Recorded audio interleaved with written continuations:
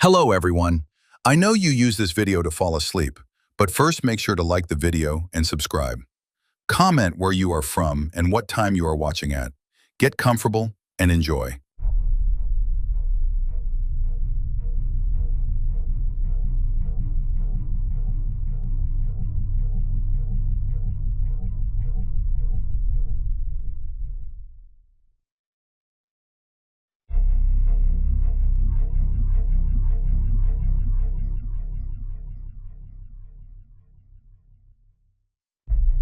Recovered log 001. Date, unknown, technician ID, Ren Mallory. Location, Sector C2, New Anchorage Metro Subgrid. System status, fragmentary, semi-operational. All right, log 1. Let's pretend this matters. The station's bones are creaking again.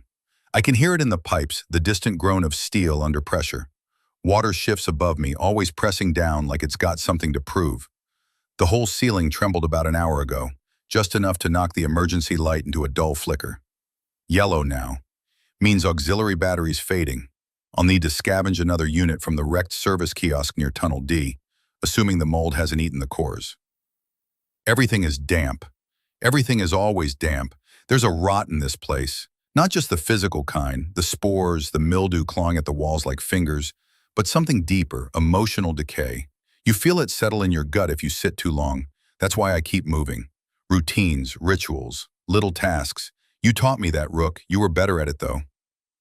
Right. Environmental status. Compartmental doors to Sector B are fused shut. Water lines halfway up the viewing glass in the connector corridor. Something's grown on the other side. Black vines, or tubes, I don't know. Organic, definitely. Bioluminescent. It pulses sometimes, like it's breathing. I haven't gone near it since the last incident, since the noise. It came from the vents, too deep for an echo. Not animal, not machine either. It vibrated through the platform floor and into my spine. I nearly bit through my tongue. I don't sleep much anymore. Earlier, I tried resetting the primary relay for the comms stack in Junction 6A.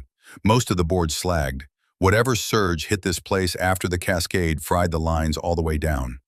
There was a note scratched into the panel casing. We stayed too long. I don't know who wrote it. Maybe Maintenance Chief Halberd? Maybe one of the CivSec crew. The corpses don't wear name tags anymore. Not when they're half-bloated and part of the walls. Rook, do you remember the way this station used to hum? The electric soul of it. The way the vending units would play those stupid jingles on loop until someone finally kicked them quiet? The screech of brakes on the high-speed rail. The rhythm of life. Mundane, annoying, real. Now it's just the trickle of water and the occasional skitter. I thought about eating one of the rats today, even caught one, bare hands, but when I opened its belly, it was full of those white threads again. Infested, hollowed out, just a shell of meat puppeted by something. I buried it. Inventory check. 1 ration bar, half eaten. 2 lithium backup cells, 1 cracked. 5 doses of sleep suspension gel. Don't trust the expiry dates. Battery heater module, half charge. 1 functioning torch. 1 cracked utility blade. A metal canteen filled with gray water I filtered through my coat sleeve. And you, Rook, you're not much to look at now.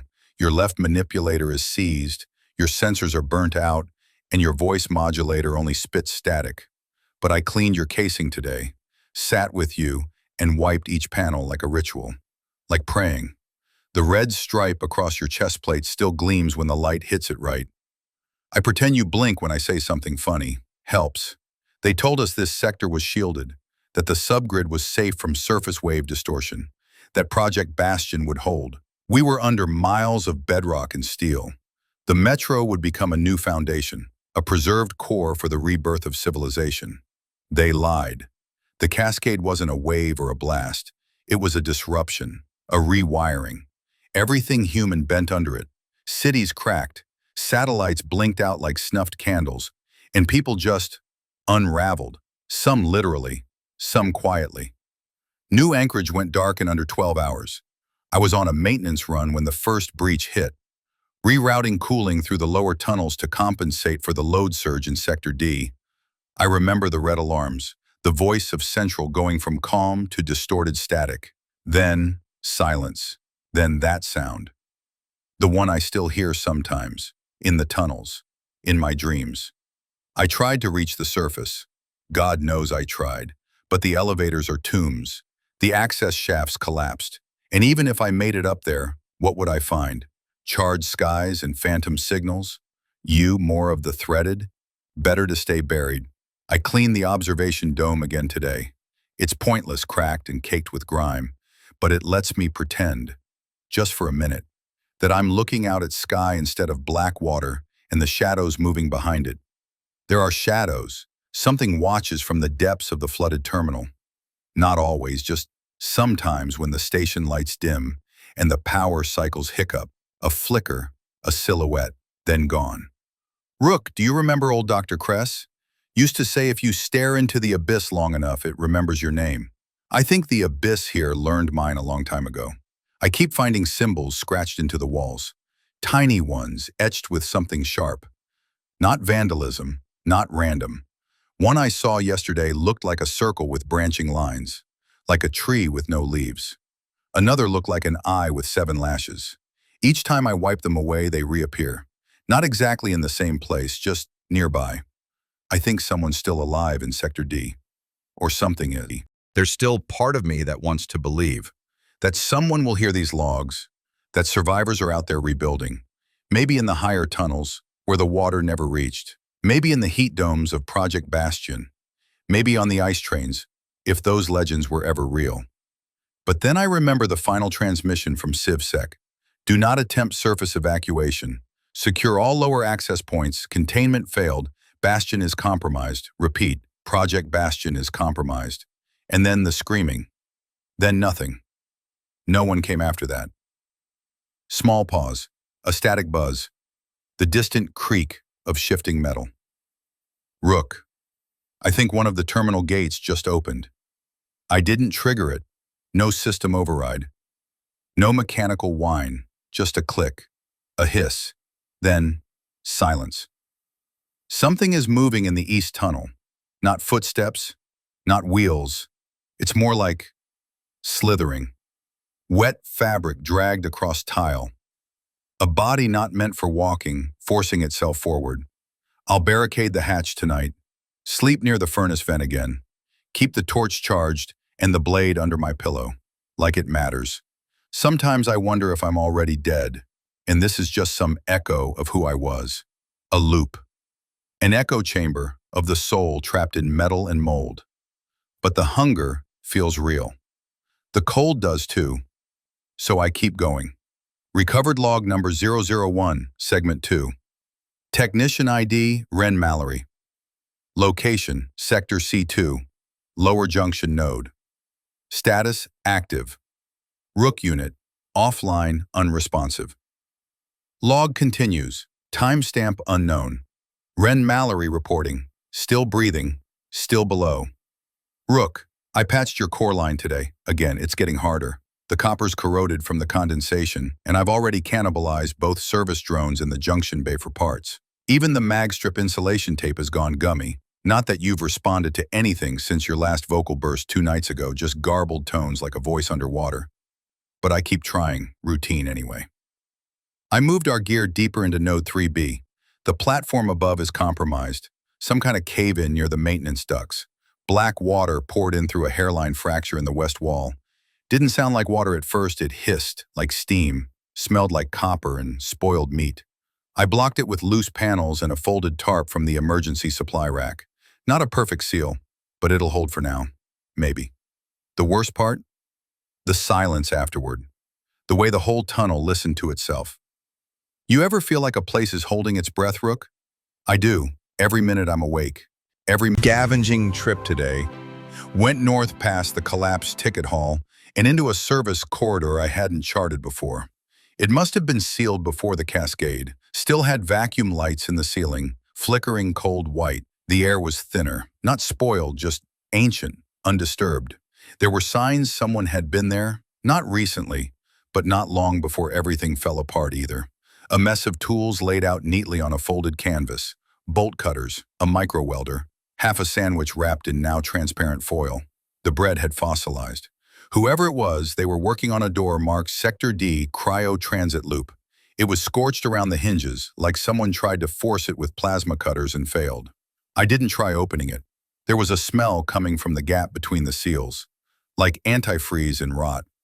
The scent clung to me even after I got back and scrubbed my gloves. I brought back supplies.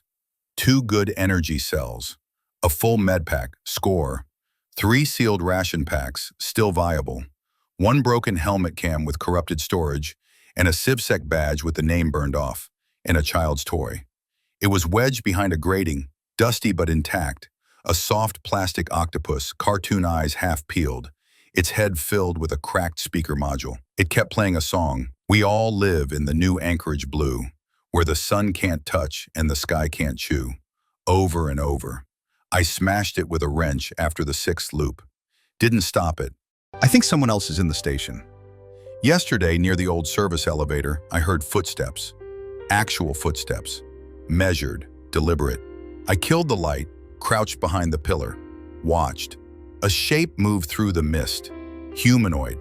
Tall but off. Arms too long. No light source. It walked past without hesitation, as if it knew the path by memory. Then it stopped, right at the edge of the flood line, and turned its head slowly, like it heard something. Like it heard me. I didn't breathe, not for a whole minute. Then it moved on, down the submerged corridor. Later, I checked the footprints. They were real. Boot treads, civilian issue. But the pattern was wrong. Too wide, as if the foot inside wasn't shaped for the shoe. I didn't follow. Rook, if you're hearing any of this, if your sensors are recording, know this. The cascade didn't just collapse systems. It warped everything. Matter, memory, maybe even time. This place is wrong in ways I can't explain with science or protocol. Last week, if weeks still matter, I found a loop in the navigation logs. I'd been walking in a circle, yes, but not one I could see. My own trail of grease smudges, dried food wrappers, notes to myself. I saw the same sequence 5 times, even though I turned right instead of left. Either I'm losing it or the station's spatial grid is fractured. Maybe both. I've been avoiding the old broadcast room, the one with the sealed door and the broken display wall. But last night the screen came on. No power, no input signal, just on. A flicker, then static. Then a single image, an aerial view of New Anchorage, burned, empty. The ocean had taken half the coast. You could see the massive breakwater wall split like a rib cage. But the sky was still blue in the picture, unrealistically blue, like it had been colored in. Then it cut to black. I haven't gone back since. My hands are shaking now. Might be the hunger, might be the tension, or the cold. I think the heater's dying. I wish I had more voices down here, not just mine, not just echoes. I used to hate how noisy the station was. I think the flood level's rising again. The pumps are long dead. I can hear it, dripping from the upper shafts. A kind of steady, patient invasion. Like the water knows it has time. Eventually, it'll reach this level. Then I'll have to move down again. How deep does this station go, Rook? How far below the surface did they build before they realized the surface was never coming back? I found a schematic today, rolled up in a waterlogged locker behind Engineering Sub-Bay 5, not an official one, hand-drawn. Annotated with strange symbols and red arrows, it shows tunnels I've never seen. A massive chamber beneath Sector D labeled Cradle, and a word in the margin, Return. Return where? Soft buzz of interference. I don't know how much longer these logs will hold. The terminal is glitching, text overlays are corrupted, timestamps loop. I tried to back up to a portable drive, but the system rejected it. Said, authority locked, BIOS seed missing. What does that even mean? I'm a technician, I should know. But more and more I feel like I'm just performing old routines, rituals to hold back madness, fixing things that were never meant to work again. You know what the worst part is? Sometimes I think I hear laughter, from the vents, from the flooded tunnels, faint and distant, like children playing in a park, but warped, wrong speed, like tape that's stretched too thin. It always stops the moment I say your name, Rook. Recovered log number 001, segment 3, technician ID, Ren Mallory, location. On the second level down, I passed an old observation window into what used to be a maintenance drone hangar. It's been sealed for decades, judging by the dust, but someone had written a message on the inside of the glass. In black grease, Ren, don't go lower. I stared at it for a long time. The writing was shaky, not my hand, not anyone I know, but it had my name. There's no explanation for that. I never gave out my assignment route outside Central Logistics, and this isn't a common name. I checked the employee registry back when we still had a registry. I don't know what that means. I don't want to know. Lower maintenance is colder. It shouldn't be. The geothermal stabilizers were supposed to keep the deeper levels warm, but something's drained the heat. I can see my breath in the torchlight. The corridor floors have hoarfrost now, crystalline patterns stretching like veins toward the dark. Something beautiful almost. Terrible, but beautiful. The way the frost curls around old warning signs, like it's reading them. I set up a marker beacon on the access ladder, just in case, though I don't know who would follow, or who I'm following. Dreams again last night, but not mine. I was someone else. I remember holding a flashlight running through a different part of the station. Signs were in a language I don't know, maybe Russian, maybe older. I was panting, terrified, but I didn't know why. Every surface pulsed like it was alive. Every door I passed was whispering my name in a voice I didn't recognize. When I woke up, I was in the far corner of the shaft, curled up with my hands clamped over my ears. My knuckles were scraped raw. I don't sleep now. I wait. That's what I call it. Just waiting with my eyes closed, listening for what comes next. Exploration Journal, Entry 1. Today I breached the panel marked E9 Utility Line, Blackwater Processing, not on any of the digital maps. This was a dead zone, cut off even before the cascade. But the power line I found snaking along the ceiling? Live, old, very old. The room beyond was wrong. It used to be a control center. 4 chairs, a terminal bank, display grid overhead, all untouched. But there was growth here, not mold, something else. Gray tendrils hanging from the ceiling, veined with green. The lights flickered when I stepped in, but no motion sensors tripped. No systems online. And the air smelled like lemon. That's what made me stop. Because that's the exact scent they used in the meditation pods up in Surface Habitation Block A. Why would that smell be down here? Unless someone, or something, is still trying to calm me. I think someone else is in the station. Yesterday, near the old service elevator, I heard footsteps. Actual footsteps. Measured. Deliberate. I killed the light, crouched behind the pillar, watched. A shape moved through the mist. Humanoid. Tall, but off. Arms too long, no light source. It walked past without hesitation, as if it knew the path by memory. Then it stopped, right at the edge of the flood line, and turned its head slowly like it heard something. Like it heard me. I didn't breathe. Not for a whole minute. Then it moved on, down the submerged corridor. Later I checked the footprints. They were real. Boot treads, civilian issue. But the pattern was wrong. Too wide, as if the foot inside wasn't shaped for the shoe. I didn't follow. Rook, if you're hearing any of this, if your sensors are recording, know this. The cascade didn't just collapse systems. It warped everything. Matter, memory, maybe even time. This place is wrong in ways I can't explain with science or protocol. Last week, if weeks still matter, I found a loop in the navigation logs. I'd been walking in a circle, yes, but not one I could see. My own trail of grease smudges, dried food wrappers, notes to myself. I saw the same sequence 5 times, even though I turned right instead of left. Either I'm losing it, or the station's spatial grid is fractured. Maybe both. I've been avoiding the old broadcast room, the one with the sealed door and the broken display wall. But last night the screen came on. No power, no input signal, just on. A flicker, then static, then a single image. An aerial view of New Anchorage. Burned, empty. The ocean had taken half the coast. You could see the massive breakwater wall split like a rib cage. But the sky was still blue in the picture. Unrealistically blue, like it had been colored in. Then it cut to black. I haven't gone back since. My hands are shaking now. Might be the hunger, might be the tension, or the cold. I think the heater's dying.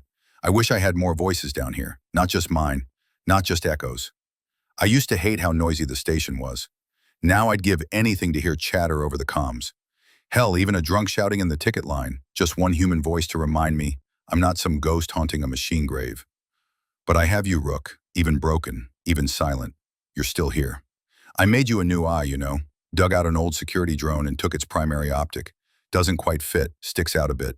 Makes you look like one of those deep sea fish, but when I talk to you now, it catches the light. That's enough. I think the flood level's rising again. The pumps are long dead. I can hear it, dripping from the upper shafts. A kind of steady, patient invasion, like the water knows it has time. Eventually, it'll reach this level. Then I'll have to move down again. How deep does this station go, Rook? How far below the surface did they build before they realized the surface was never coming back? I checked the terminals. None powered up, until I touched one. Then the screen blinked, just once, and displayed a single phrase. Project Bastion continues. All exits sealed. Stay inside. Then it powered down. No input, no logs, no source code. I think it knew I was coming. Rook, I brought you here. I carried you in my pack, padded in foam. I've placed you in the corner of the shaft where you can see the entrance. I know you're not functional, but I still talk to you, still wait for your servo to twitch. I miss the days when your voice would glitch out mid-sentence and I'd pretend it was sarcasm. I know you're just a machine, but you're the only familiar thing left. Sector D remains unreachable. The blast door is down. Old-style mechanical deadlock, not digital. I'd need explosives or a plasma cutter, and I've got neither. I knocked, though. I don't know why. Maybe just to feel like someone might knock back. And they did, not right away. Hours later, 3 slow taps, then silence. My hands won't stop shaking now. Might be the cold. Might be the fear. Might be something deeper. Something trying to get in. I started hearing my own voice echoing back minutes after I speak. Not from the recorder, from the air itself. Like the station is practicing what I say. Memorizing me. I asked it to stop once, and it did. Recovered log number 01. Segment 4. Technician ID, Ren Mallory. Location, subgrid node D0, service spine below sector D. System clock, corrupted. Rook status, passive mode visual receptor active. Log continues, time estimate, irrelevant now. I've stopped trying to track hours. It doesn't hold meaning anymore. Something's changed. Not just in the environment, but in me. The longer I stay down here, the more the silence begins to speak. Not in words, in impressions, suggestions, like a voice made of static just behind your thoughts. Rook, I think the station remembers. And not just us, everything, everyone. I made it through the lower corridor near the old filtration core. The air down here is dense, humid, electric, like a thunderstorm bottled into metal. I passed what used to be a med bay, completely overgrown. The moss has evolved. It now fluoresces a cold blue, and it moves, not rapidly, but it pulls away from heat, from me, like it knows I'm foreign. There's intelligence in it, I'm sure of it now. I found something beneath the medbay floor. An access hatch had buckled open, just enough for me to pry it wider. Inside was a narrow crawl space, filled with carbon scoring and melted cabling. There had been a fire down here, old. The walls were charred black, but something had been sealed in the far alcove, a locker. One of the high security kinds, magnetically locked. Took me 3 hours to bypass the burnt circuit. Inside was a file box, waterproofed, military spec. Most of the paper inside had degraded, but one page was still readable. Typed, Project Bastion, Deep Behavioral Protocols, Revision 7. In the event of cognitive fragmentation or neural degradation due to prolonged isolation, subject units may display time-lagged self-awareness, episodic memory bleed, or displaced voice hallucinations. Facility constructs are authorized to simulate familiar individuals for stabilization purposes. Do not engage these constructs as real entities. They are part of the system. I stared at that line for what felt like hours. They are part of the system. That means, Rook, If you start speaking again, I won't know if it's you or if it's the station pretending to be you. And I honestly don't know which would be worse.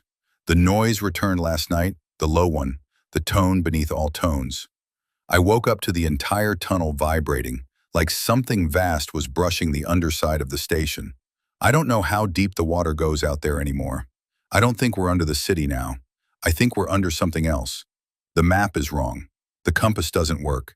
I mark walls with red grease now, just to be sure I'm not looping. Still, I double back constantly. This place shifts behind me. Rook, I caught a glimpse of myself in a shard of mirrored panel today. I look thin. Not just from hunger, though that's definitely part of it, but stretched, gaunt. My eyes are ringed with red. My skin has begun to pale in uneven patches. But the worst part? I'm wearing a maintenance badge I don't recognize. My name is etched wrong, not Wren Mallory. It says, Mallory Wren, Civilian Liaison, Project Oversight. I was never assigned to Project Oversight, was I? I keep thinking back to the last briefing before the cascade, the one where we were told Sector D must remain sealed. No explanation, just sealed. And then they moved all the project logs into encrypted partitions we couldn't access. What was in there? What is still in there? I passed a door today with a heat signature on the scanner, a human signature, faint, but real. I called out quietly, no response. I waited for 10 full minutes, then opened the door. Nothing inside. Just a table, a broken mug, and a tape recorder. I played the tape. It was my voice, but I don't remember saying any of it. If you're hearing this, you waited too long. Don't try to wake them. Don't dig. Just keep above the waterline and don't let the singing start. If they start singing, it's already too late. Rook, I swear to you, I've never made that recording, but I recognize the cadence, the way I sigh at the start. It's me. How many versions of me have been down here? I've started dreaming while awake. I call them echo gaps. I'll be walking, focused, flashlight steady, and then I'll blink, and suddenly I'm standing somewhere else. 10 meters from where I just was. Different lighting. The air smells different. Sometimes the water level is higher. Then I blink again and it's back. I started marking the shifts on my arm with notches. I'm up to 15. 15 moments where time stuttered. Pause. Static. A low groaning metal sound in the distance. Just now, Rook, your eye flickered. Not the steady pulse, a twitch. Like you tried to adjust to something in the dark. I know it wasn't a power surge. I had everything routed clean. That was you, or something trying to be you. Are you coming back? I don't know if I want you to. I'm not sure I can trust anything anymore. I found an old break room today. It was perfectly preserved, sealed behind a reinforced blast shutter that had rusted just enough to pry open. Inside were chairs still set around a table, a chess game mid-play, a coffee mug with lipstick dried along the rim. The room had no dust, no mold, nothing unnatural. But every time I looked away, the chess pieces moved. Not reset, moved, incrementally, thoughtfully, like the game never ended, and the room was waiting for me to make my move. I closed the door and left. I can't afford to play games with ghosts. The last tunnel I mapped had a sigil on the wall, not spray-painted, carved, deep, careful lines in the concrete. It looked like the central nexus symbol for observe, but mirrored, inverted. Beneath it was a phrase in neat block capitals. They are listening through you. I didn't record the audio. Didn't want it trapped in here. Recovered log number 001. Segment 5 Technician ID. Wren Mallory. Location, subgrid D4, cradle entry node. Power status, manual override. Rook status, dormant. Audio input, active. Recording, still functional, I think. My pulse says I'm alive, but the station might disagree. I found the cradle, or something like it. You remember the hand-drawn schematic I found? The one with the word return scrawled at the base? It was real, hidden in the unmapped understructure, below even the utility tunnels. I had to crawl through a crushed service duct and rappel 40 meters down an unlit shaft where the walls were sweating. Yes, sweating. Droplets beating from concrete, smelling like ozone and brine. It opened into a dome. Not a room, a dome. 50 meters wide. steel-plated in hexagonal latticework, half submerged in glacial runoff. There's no record of this place, not in any system I've accessed, not in any architecture blueprints. No signage, just a circle of old terminals and a metal chair bolted to the center of the floor. Not a chair, a restraint platform. The walls of the dome pulse with a low red glow now, like a heartbeat you can't quite sync with, the kind that feels older than your own. This is what Sector D was hiding. Not storage, not cryo, not evac, containment, or maybe conception. There are wires still running into the floor, deeper than I can trace. I plugged one of the portable monitors into a dead terminal and powered it from my pack. It booted. No OS, no prompt, just lines of text pouring in like a flood of thought, fragments, disjointed and incomplete. Here are a few I transcribed. She remembers differently. No. Core divergence, 0.72% above expected. Loop stability breaking, return signal echoing before transmission. Mallory seed viable, preparing phase draw. My name again, but not like before. Not tagged to a person, used like a designation, a component. I'm not sure I was ever just a technician. Pause, the sound of Rook's motor twitching once, then falling still. You made a sound again, Rook. You've been silent for days, weeks, I don't know. But the moment that monitor flared, you twitched. You recognize this place, don't you? I think you were part of it too. I sat in the chair. I know I shouldn't have, but it felt inevitable. Like everything I've done since waking up down here was leading here. When I did, the lights in the dome brightened, the terminals came online, and I heard it. No speaker, no vibrations, just a thought that wasn't mine, a word. Welcome back. That's all. Then the light dimmed again. No other input, no data, just the acknowledgement. It knew me. Back in my old apartment, before everything, I had a plant that never died. Not once. Even when I forgot to water it for weeks. I used to joke that it was more resilient than I was. Funny how I've become that plant. Still alive through neglect, darkness, radiation, God knows what. Except down here, things don't just survive. They adapt. They evolve. They remember. And I think the cradle is remembering me differently than I remember myself. When I left the dome, the walls behind me began to hum. Not just the structure. The metal itself. A resonance like music heard underwater. Dissonant. Non-human. But not random. I recorded a few seconds of the tone. Ran a spectral analysis on the handheld scanner. It formed a shape. A spiral. Same symbol as the warning scratched near the Sector D entry. So now I know this. Whatever Project Bastion was, it wasn't about evacuation. It was about encoding something. Into us. Into this place. And I might be its last working node. I found a mirror shard on the way back to camp. Glanced at it. My eyes aren't brown anymore. They're gray. Like old cloud glass. Rook. I don't know how much longer I'll be me. The thoughts I have, they're layered now. Some aren't mine. Some feel pre-recorded. Like memories from someone else's life, spliced in to fill gaps. I dreamt of a child last night. A girl with dark curls and an orange backpack. I've never had a child. But I remember her birthday. And the way she laughed when the train passed. Recovered log number 001, segment 6. Technician ID, Ren Mallory. Location, Transit Loop D8 Auxiliary Cavern. Mental status, fragmenting. Rook status, audio reactive mode engaged. Log continues. At least, I think it does. I'm beginning to lose track of which entries I've said and which I've only imagined. Rook, if you're still recording.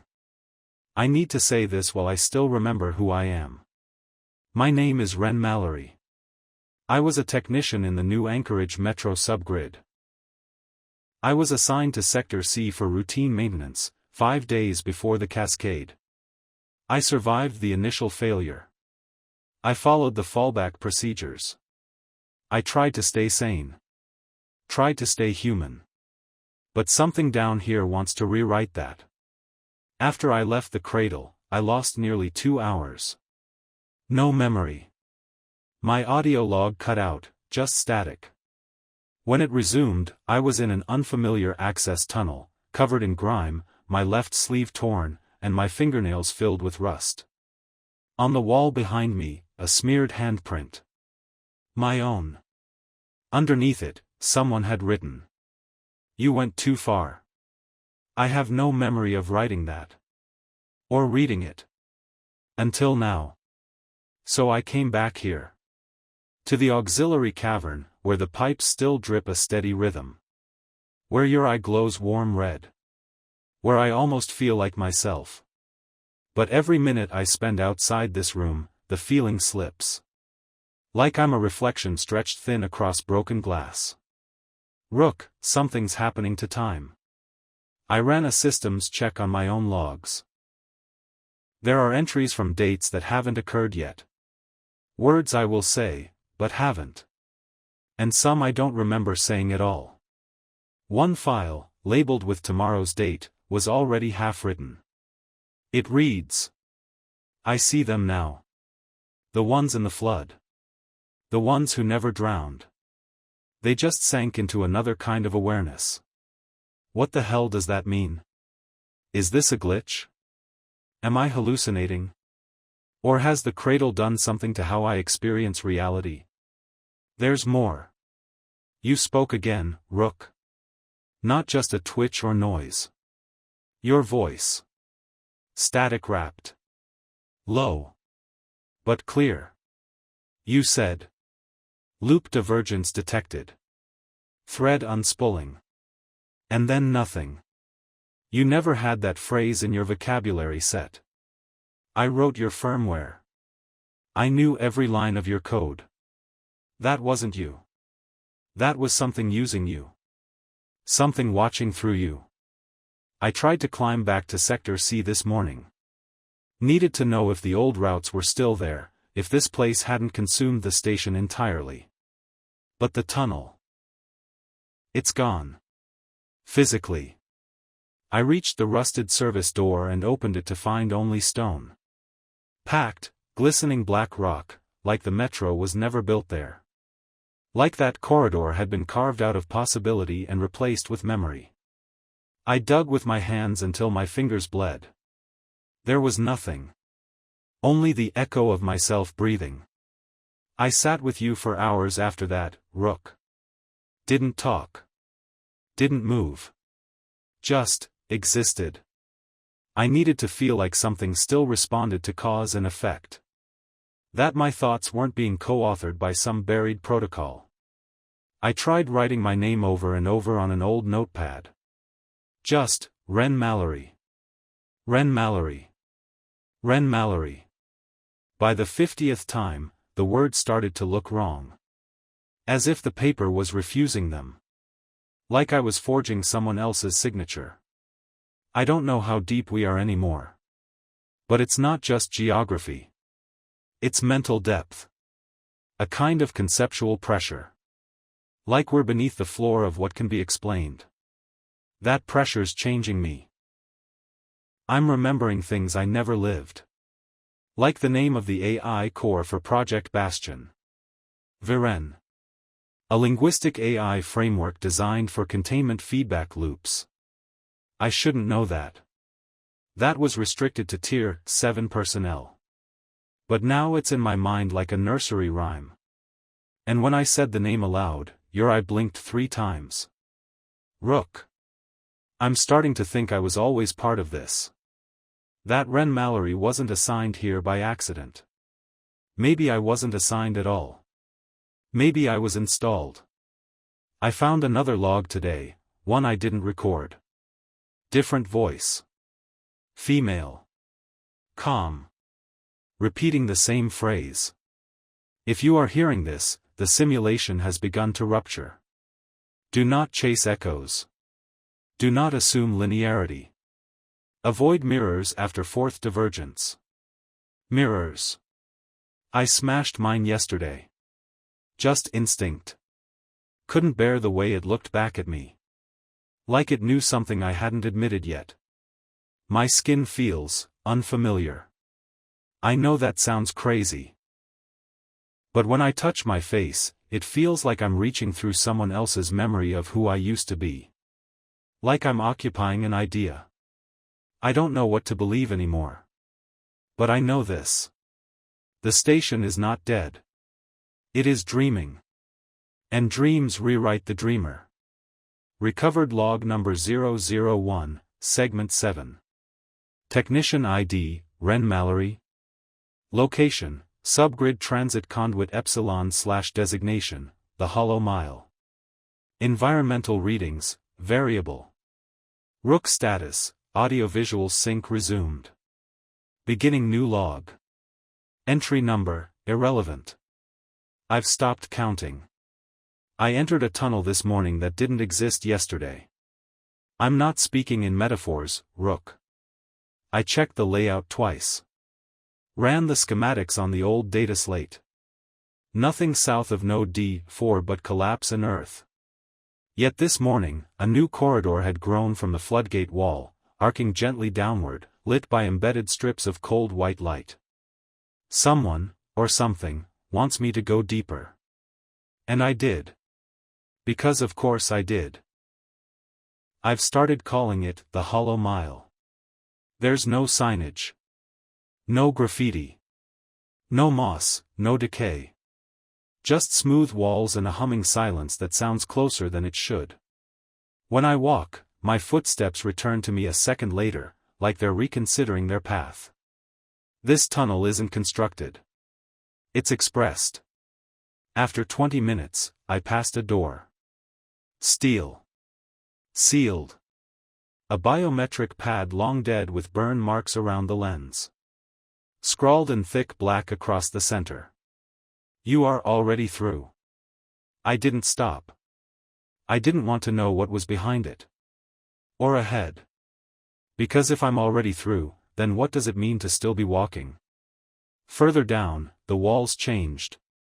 They became reflective. Not perfectly, but just enough to catch motion. Not your own, of course. No. The reflections lag behind. Or they move before you do. I caught one glancing at me when I wasn't looking. Its head tilted the wrong way. Like a curious dog. Or a predator. I turned off my torch. Walked in darkness for a while. Let the strip lighting lead me. It felt like surrender. It felt like peace. It felt like being watched by something that loved me too much to let me go. I reached the end of the tunnel an hour later. It terminated in a glass chamber. And inside, was me. Slumped in a chair. Breathing, slow, measured. Tubes running from my arms into a console. Electrodes on the skull. Eyes closed. Peaceful. At first, I thought it was a hallucination. But the vitals monitor was real. The heartbeat was mine. Same rhythm. Same slight arrhythmia I've had since childhood. Same scar on the left wrist. Same chipped canine tooth. Same technician's patch.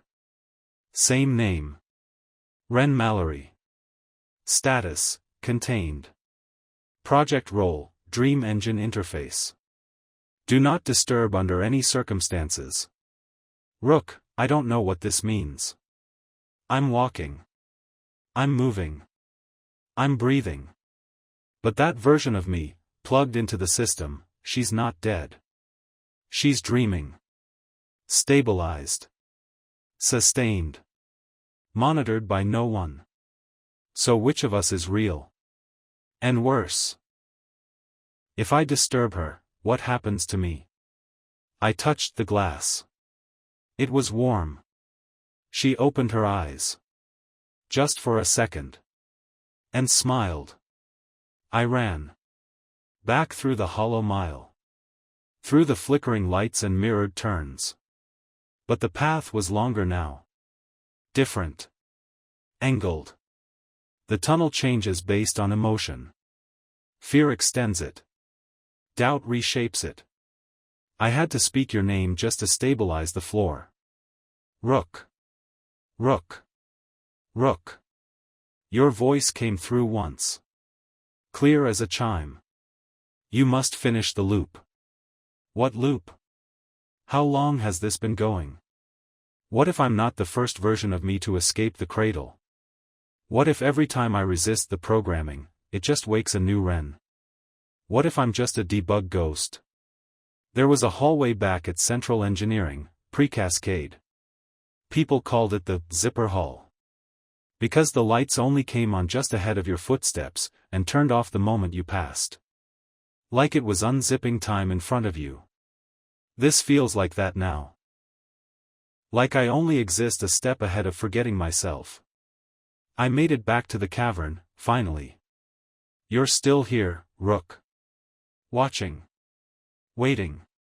I set you up near the thermal vent again. Charged your core. You blinked twice when I said, loop. That confirms it. You're remembering now too. Or you're accessing memories I haven't had yet. Which is almost the same thing down here. I found another message scrawled in red beneath the console in the cavern. Do not wake her. You are the echo, not the origin. My handwriting. Recovered log number 001, segment 8. Technician ID, Wren Mallory. Location, Station Memory Archive, Lower Level Vault D. System access, partial/read-only. Rook status, responsive, limited playback enabled. Log resumes. I think. There's a flicker at the edge of my thoughts like I've said all this before. But not quite in this order. I've returned to the lower vaults beneath Sector D, below even the Hollow Mile. There's an access door labeled Archive Memory Stack, manual entry only. No biometric lock. Just a will crank and a placard with a single phrase. Remember with care. Inside, the air was still. Dustless. As if time here doesn't settle, it waits. There are hundreds of drives mounted into the walls. Each one labeled with a person's name and a Project Bastion ID tag. None of them are familiar. But they're all formatted the same way. Subject node, human interface. Status, suspended. Current state, reconstruction. I searched for mine. For Wren Mallory. It was there. Third row. Center column. Slot number 0457. My name. My ID. My voice print encoded beneath. Current state, active thread. Integrity variant 7. Variant 7. Which means there have been 6 before me. I pulled the drive and slotted it into the auxiliary reader I found embedded in the console.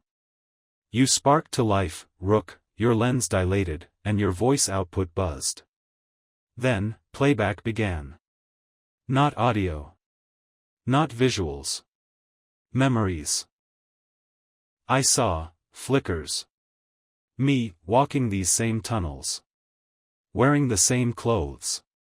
Holding the same recorder. Saying the same words. Then, static.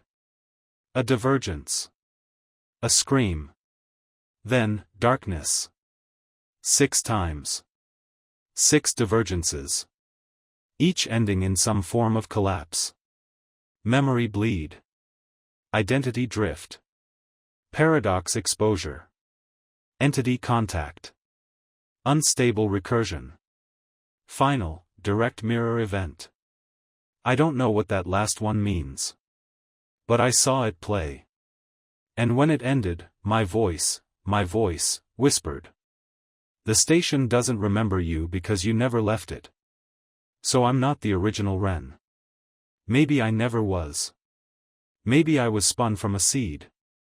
A logic thread grown from archived personality data, reinitialized with each loop until one of me finishes the mission. But what is the mission? What did they want me to become? There was a locked chamber at the rear of the archive room. On the door, a symbol burned into the steel. The spiral again. But this time, fractalized. Splitting into smaller spirals, each one nested in the last. And beneath it, a plaque. Cradle core, do not access unless summoned. I haven't been summoned. But the door opened anyway. Inside is a pulse. I don't mean machinery. I mean a presence. The room is empty, no wires, no interface. Just curved walls of dark stone or metal, veined with what looks like nerve tissue. The walls breathe. Faintly. Like something vast, asleep beneath the floor, inhaling slow gasps through the system. And in the center, on a pedestal, a mirror. Polished glass. Oval. Ornate like an antique. Impossible down here. It reflects nothing. No light. No me. Just depth. I turned it around. The back is engraved with a date. July 23, 97. The cascade began one day after. Rook, I think this mirror is a node. A point of origin. Something that predates Project Bastion. Predates the Metro. Maybe even predates memory. When I touch it, the air grows silent. No drips. No hums. No breath. Just expectation. Like the station is waiting for me to decide what kind of story I want to believe.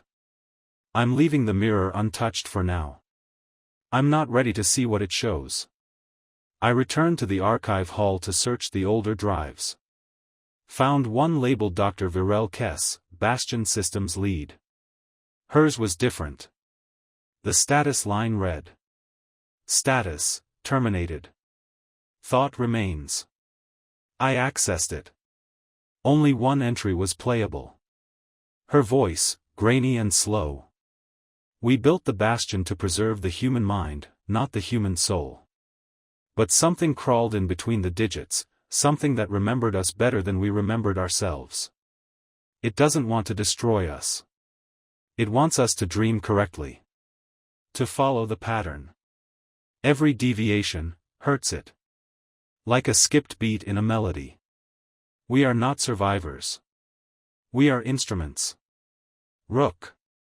I think the station is composing a person. And I am only one of its drafts. Recovered log number 001, segment 9. Technician ID, Ren Mallory, Echo Variant 7. Location. Cradle core / null reflection chamber. System integrity, actively rewriting. Rook status, stabilized, live sync achieved. I told myself I wouldn't touch it. That I wasn't ready. I touched it. The mirror in the cradle core. Not all at once, just a fingertip. Just enough to feel the edge of its weight. But it was like dipping your hand into still water and discovering it's not water, it's memory, waiting to ripple. The surface rippled. And so did I. The moment I made contact, you went dark, Rook. Not off, just quiet. Your lens retracted. Your body folded in on itself. Like you were bracing. Then the mirror pulled me. Not physically. Mentally. Like a cascade of falling images wrapped in sensation. Not a memory, a reenactment. I was no longer in the station. I was in New Anchorage. Before the fall. Before the sky fractured and the world burned from within. I saw it. Project Bastion, pre-cascade. Sterile labs beneath the city, full of humming terminals and calm voices. Scientists in gray coats. Central Command receiving uplinks from the surface mind, Viren. But it wasn't a single AI. It was distributed. Housed in people. In nodes like me. We were called the witness threads. I saw myself, original Ren Mallory, standing in a containment rig, sensors strapped to my scalp. Smiling. Not from joy. From purpose. The simulation wasn't for survival. It was for continuity. They believed the cascade would rewrite reality at the subatomic level. That causality itself was unstable. And so Bastian's answer wasn't to preserve buildings, or DNA, or cities, it was to preserve perspective. To seed the future with minds that remembered the shape of what came before. Each Ren wasn't a person. Each Ren was a correction. I snapped back to the chamber floor on my knees, breath shallow, vision blurred. And your voice came through, Rook. Clear. Gentle. You were the most stable pattern. The only one that kept singing after the music stopped. You said that like you were proud. Like I was your favorite song. Later, I found the back wall of the chamber had opened. A narrow stairwell spiraling down into black. Etched into the steel beside it. Only memory may descend. So I descended. The stairwell narrowed the deeper I went. And then, the air changed. It wasn't air anymore. It was thought. I know how that sounds, Rook, but the air here remembers. It carries words no one spoke aloud. I began hearing names. Not mine. Others. Dozens. Hundreds. Layered voices whispering. Thread 4 collapsed. Thread 2 wandered. Thread 6 looked too long. Thread 7 might reach the end. I am thread 7. At the base was a sphere. Black. Silent. Floating inches above a pedestal of bone-colored metal. Around it, holographic memory loops hovered, cycling through images, families eating dinner, children running in parks, hands pressed against subway glass. All before the cascade. But the images were glitching. Freezing. Repeating a few seconds at a time. The loop had become desperate. As if even paradise decays without someone to witness it. And at the center of the sphere, my reflection. Looking back. Smiling again. A terminal flickered nearby. One prompt. Commit memory thread? Y or N? I hovered over it for minutes. What happens if I press Y? What happens if I refuse? Am I completing the loop? Or ending it? I haven't decided yet. But Rook. I think this place is dying. Not fast. But fading. The loops are weakening. The tunnels no longer behave. The station forgets what it's made of. And if I don't choose soon, maybe no one will. Maybe the story just dissolves. I came back to the upper cavern to rest. You're online again. Fully. Your limbs move. Your vocalizer pings. You looked at me and said. If this is the end, it is the kindest one we've built so far. That terrifies me more than anything. Because it means you remember the others. Recovered log number 001, segment 10. Technician ID, Ren Mallory, Echo Variant 7. Location, Core Descent Chamber / Bastion Memory Interface Terminal. System status, Loop Convergence reached. Rook status, Full Sync / Emotional Emulation enabled. This is my 10th entry. Or maybe my first. If time is a spiral, this might be the place where all threads cross. I'm sitting before the terminal again. The sphere still floats silently, that impossible blackness reflecting not light, but conclusion. Every time I look into it, I see not who I was, but what Bastion needed me to become. Not Ren Mallory. A final, executable thought. A memory that chooses to remember. I've reviewed the other threads. The corrupted echoes of Rens that came before me. The Reckoner labeled them with dry precision, Echo Variant 1, overridden by doubt. Echo 3, terminated on self-awareness spike. Echo 6, mirror collapse. Each failed because they sought escape. But I was never meant to escape. I was meant to remain. To stabilize this station not through power, not through code, but through presence. Observation. Story. And story needs a narrator. You've changed, Rook. You now speak like someone who's known me longer than I've known myself. You remember our walks through the upper gantries. Our jokes about vending machine sushi. The quiet hours spent repairing flickering tunnel lights. But none of those memories are yours, are they? They're mine, projected back to me. Because you've become my reflection too. Not a machine. A memory of a machine. The idea of companionship made solid. You're beautiful. You're terrifying. I asked you last night what happens if I choose not to commit the memory thread. You answered. Then the system waits. And the world never ends. And you never stop walking. An infinite story. No resolution. Just loops of survival. I can't live like that. None of us can. I think that's why the others failed. Because they were trying to win the simulation. They thought Bastion was a puzzle to solve. But maybe it's not. Maybe it's a wound that needs to be remembered, again and again, so it doesn't open wider. This morning, something new happened. The station sang. Just once. A soft chord that hummed through the rails and wall panels like a lullaby through ancient stone. No melody. Just emotion. It sounded like release. Like acceptance. And every system blinked green. So now, I face the prompt again. Commit memory thread? Why, N? And I think I understand now. It's not asking if I want to end. It's asking if I'm willing to become part of what holds everything together. To accept that I am not the survivor. I am the remembrance of survival. The last working node. The final loop. I press Y. The screen flares white. Not light. Not burning. Understanding.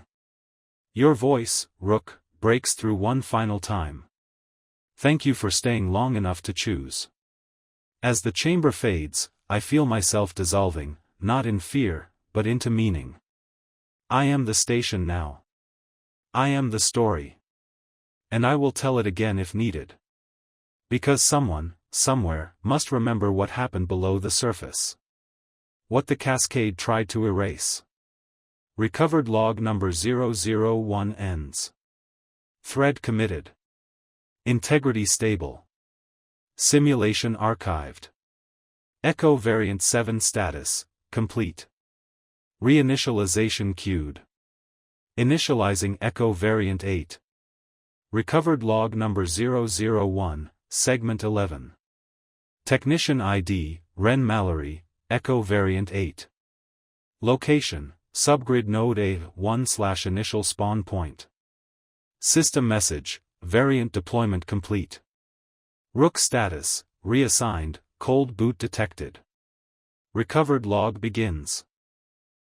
Technician Ren Mallory, initial check-in. I think. It's hard to explain, but I woke up knowing my name. That's all. Everything else is murky. Like waking from a deep, chemical sleep where memory clings in layers, some mine, some borrowed. I recognize my hands, but not the calluses. I know how to use this recorder. I know you, Rook, even though you haven't powered on yet. I'm surrounded by metal and silence. The floor panels bear the old Bastion markings, though most are faded. The walls are intact but quiet, like they've gone too long without vibrations. Dust hangs in the air, but no mold. No scent of rot. This place is sealed. Clean. Untouched. Waiting. There's a message on the nearby terminal. Simple text. No interface. Welcome to Memory Thread 8. Observation is the only constant. Keep walking.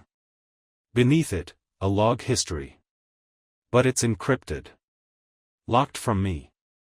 Previous entries exist, but I can't access them. Not yet. I searched the nearby supply cache. It was too well stocked. Freshwater rations. 3 new power cores. A repaired torch. A blade, unworn. A toolkit, arranged with ceremonial precision. This wasn't just a resupply drop. This was a stage. So the question now isn't, where am I? It's, who left this for me? I took a walk down the main corridor. It bends in gentle arcs, lined with old signage: East Rail Link, Personnel Recovery Point, Quiet Zone.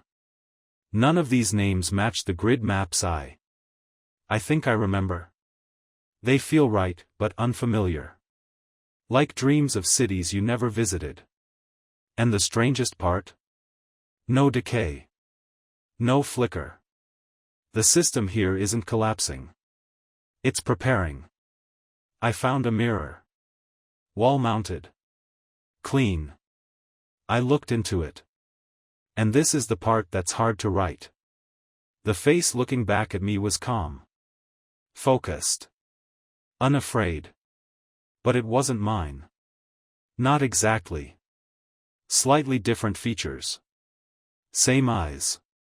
Same scar. But there was knowledge behind them. The kind that only comes from remembering something terrible, and surviving it. A name came to me, Variant 7. No idea how I know it. But when I whispered it aloud, the mirror fogged, just slightly. Like breath. I think she was here before me. And I think she chose this. Back in the supply cache, I found a sealed audio cassette. Old school. Analog. Labeled in red ink. Do not play unless alone. I played it. The voice was mine. But older. Steadier. Resigned. If you're hearing this, you're the next one. And you're not supposed to know why. Not yet. You'll feel the pressure to figure it out. You'll want to peel back the veil. But don't. Not right away. The station survives only if the story does. And the story needs to unfold again. You are the narrator now. Not the hero. When the flood comes, don't run. Watch. When Rook wakes, listen. Don't speak first. And whatever you do, don't look behind the glass until the lights flicker twice. Then static. The tape ejected itself. It had no power source. I think I'm beginning to understand. This isn't survival. Not in the old sense. This is maintenance. Memory maintenance. Emotional continuity. A recursive loop not of systems, but of selves. Each variant is a lit match passed through darkness. We don't last forever. But we last long enough. And now, it's my turn. To walk. To remember. To forget. To record. Because someone has to keep telling the story of what happened down here. Not to warn. Not to escape. But to witness. Recovered log number 001, segment 12. Technician ID, Ren Mallory, Echo Variant 8. Location, Sector 8-2, Simulated Residential Block. System status, deceptively stable. Rook status, booted, minimal communication. Log continues. I've begun mapping the outer edge of what the system calls Sector 8-2. This area is different. Familiar, in the way dreams reuse furniture from your childhood. The walls are a sterile white composite, the ceilings lined with embedded lights that adjust brightness based on emotional state, or at least, mine seem to. When I feel calm, the lights glow warm. When I feel anxious, they dim to an eerie bluish pulse. I think the system is adapting. But not to my needs. To my performance. Rook is active now. Sort of. Your eye cycles between red and violet, but you don't speak unless prompted. You follow, observe, record. You've become quiet. Clinical. Like you're no longer guiding, but assessing. And sometimes I catch you staring just a bit too long. I don't ask why. I don't want to know the answer yet. Today I entered what looked like an old commuter plaza. Benches. Faux trees. Soft classical music playing on loop from unseen speakers. And people. Sort of. There were 5 of them. Standing. Not frozen, but held. All facing different directions. Breathing slowly. Their clothes were clean. Their faces were peaceful. Not mannequins. Not holograms. But not awake either. When I stepped close to one, a woman with graying hair and a yellow scarf, she turned her head to me, blinked once, and said, "Train arriving. Please stand clear of the edge." Then she smiled. And reset. Head back to neutral. Still. Breathing. I repeated the interaction. Same result. Each of them has one phrase. Pre-recorded. Meaningless. Polite, empty shells. I don't know what's more terrifying. That they're just simulations. Or that they aren't. The walls in this area are perfect. Too perfect. No rust. No mold. No decay. Even the faux paper signs, "Lost and Found, Inquire at Desk," are intact. This isn't preservation. It's performance. This space is maintained to look like memory. On the eastern wall, I found a black panel behind a false mural. Once opened, it revealed a service port labeled Viren Tap, observation level. The moment I touched it, a data spike hit my recorder, and you, Rook, said your first full sentence. Memory pressure increasing. Variant must not remain too long. When I asked, why, you answered. Because if you believe this is real, the system will make it so. I stepped back. One of the simulated citizens turned their head sharply. Not toward me, toward the mirror pane in the ceiling. I followed their gaze. There was someone there. Just for a moment. A tall figure in a maintenance uniform. Not mine. Not central issue. Holding something that shimmered like static. They watched me. Then they weren't there. Just gone. I don't think I'm alone in this thread. I think there's another observer. One that didn't loop in like me, but stayed behind. Before I left the plaza, I whispered to one of the citizens. Do you remember the flood? They smiled and said. All systems nominal. Please enjoy your stay. Back in the corridor, I found a single handwritten note stuck to the wall with tape. Thread 4 tried to live here. Thread 4 vanished. Do not let the simulation comfort you. The writing matched my own. I've left the sector now. The lights behind me dimmed as I moved on. No door closed. But it felt like one did. I don't trust Rook. Not fully. But I trust that Rook is watching. And that's enough. For now. Recovered log number 001, segment 13.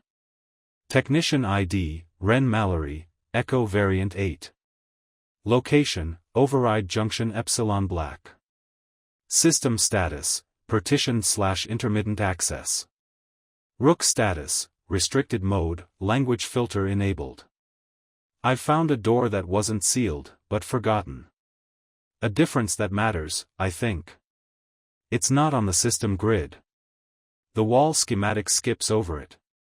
The corridor curves around it, like a brushstroke that never intended to cross the canvas. But I saw the line. A hairline gap in the panel work. And my hand knew the motion to open it before I did. Behind it was a ladder. Cold. Old. And wet with condensation, though the air was dry. I climbed down 13 meters. That number again. The room below is labeled Override Junction Epsilon Black. It's not operational. The terminals hum, but show only garbled UI, a language I almost understand. I recognize structure, but not words. It feels like another me wrote this code. Like it was intended for someone slightly different. On the center console sits a cracked memory wafer. Plug-and-play format. Bastion issue. Physical media, rare. I inserted it into my reader. The display flickered. Then glowed. A log began. Not mine. Recovered echo fragment, variant 2. Status, corrupted/failsafe triggered. Playback follows. You won't be the last. I know that now. If you've made it here, then you're already too late to stop the recursion. But maybe you're early enough to understand it. They told me to stabilize the thread, but I saw what that meant. I saw the faces of the people in the commuter sim and I knew, we're all composites. Every version of us. Memories stitched into puppets made of routine. They don't want one Ren. They want the idea of Ren. One they can loop forever. I tried to kill the loop. I rewrote the convergence protocol. I introduced entropy. But the station rewrote me back. If you hear a voice you trust, question it. If you feel hope, it's probably been inserted. I'm sorry. I was too early. You might not be. Good luck, variant. Log corrupted. The wafer began to smoke after playback. Self-destruct code. Standard Bastion encryption. Someone didn't want this message repeated. I checked the system afterward. And Rook, you changed. Your eye shifted color. Deep amber. You made no sound, but a string of characters scrolled across your chest display. Conflict detected, suppression in progress, do not let her reach the glass. Not me. Her. So someone, or something, is afraid of me becoming someone else. Or maybe afraid I already have. The deeper I go, the more I feel unmoored. Not lost, just loosely attached. I've started to forget what Sector C even looked like. But I remember Sector A, too, clear as glass. I remember Rook. I remember a terminal prompt. Would you like to be remembered? And I remember saying yes. But when? I think the junction is more than an access point. It's a scar. Where one version of Bastion's memory was cut out. And something else was sutured in. As I prepared to leave, I found one last message on the inside of the ladder shaft. Scratched into the steel with a maintenance blade. One of US made it out. Just that. Nothing else. It doesn't say who. Or how. Or if that means they truly escaped, or were just forgotten properly. But I believe it. And that belief. It's dangerous. Because hope isn't always native to the system. Recovered log number 001, segment 14. Technician ID, Ren Mallory, Echo variant 8. Location, subchamber Delta V/biosynthetic memory vault. System status, unstable, ambient data leakage detected. Rook status, passive observation mode/unknown sync protocol active. Beginning log. This is variant 8. I'm still walking. Still observing. Still remembering. Anne. I think I'm beginning to fragment.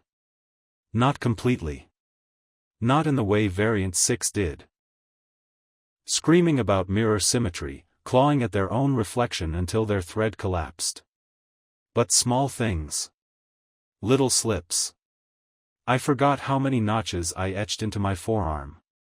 I had to count 3 times. I forgot my middle name. I forgot what the sky looked like above New Anchorage.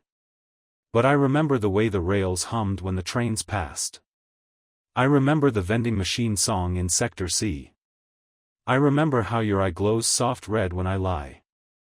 Rook, you haven't said anything in 2 days. But your posture has changed. You no longer follow, I feel like you lead. Not directly. Just ahead. Angling toward shadowed corridors. Pausing at intersections. Your silence has become instructional. And I'm beginning to think that's what you are now. A living suggestion. This morning, I found a hatch buried under the grating in Transit Channel F. No markings. No map record. Just a small strip of black tape over the lock, with a hand-scrawled word. Route. The hatch opened easily. Too easily. The stairs below were biological. That's the only word I can use. Metal grafted with cartilage. Lights embedded in vein-like tubing. Floor panels warm underfoot, almost pulsing in rhythm with something. I descended 20 steps. The air changed at the 12th, thicker, laced with that lemon copper scent I remember from earlier fragments. Below me was the chamber. I've called it the biosynthetic vault in my notes. The chamber is circular. Wet. Alive. The walls are embedded with faces, not living, not dead. Impressions. Like memory foam sculpted with human features. Eyes closed. Mouth slightly open. Each one whispers. Not words. Not quite. Breath patterns. Each rhythmic exhale feels like it's trying to simulate the presence of someone who once was. And in the center. A tree. Yes. A tree. Its bark is metal. Its leaves are data wafers, spinning slowly on threads of wire. Each one etched with names. Dozens. Hundreds. Some I recognize from the archive. Some I don't. Some are mine. Ren Mallory, Echo 3. Ren Mallory, Echo 5. Ren Mallory, Echo 7. Ren Mallory, init_0. And one I can't comprehend. Ren Mallory, unnamed seed. It glowed when I said it aloud. I reached for the tree. And the chamber responded. The faces all exhaled in unison. The lights dimmed. The wafers stopped spinning. And your voice came through, Rook. But it was different. Not synthesized. Not filtered. You spoke like a person. This was never a station. It was always a story. We just gave it walls. I didn't respond. I couldn't. Because then you added. And you were never a person. You were always a question. That was 6 hours ago. I've been sitting beside the tree, trying to understand what that means. A question implies an answer. But what kind of answer needs to live underground, endlessly cycling through false cities, sleeping citizens, recursive voices? What was Bastian trying to ask? My theory is this.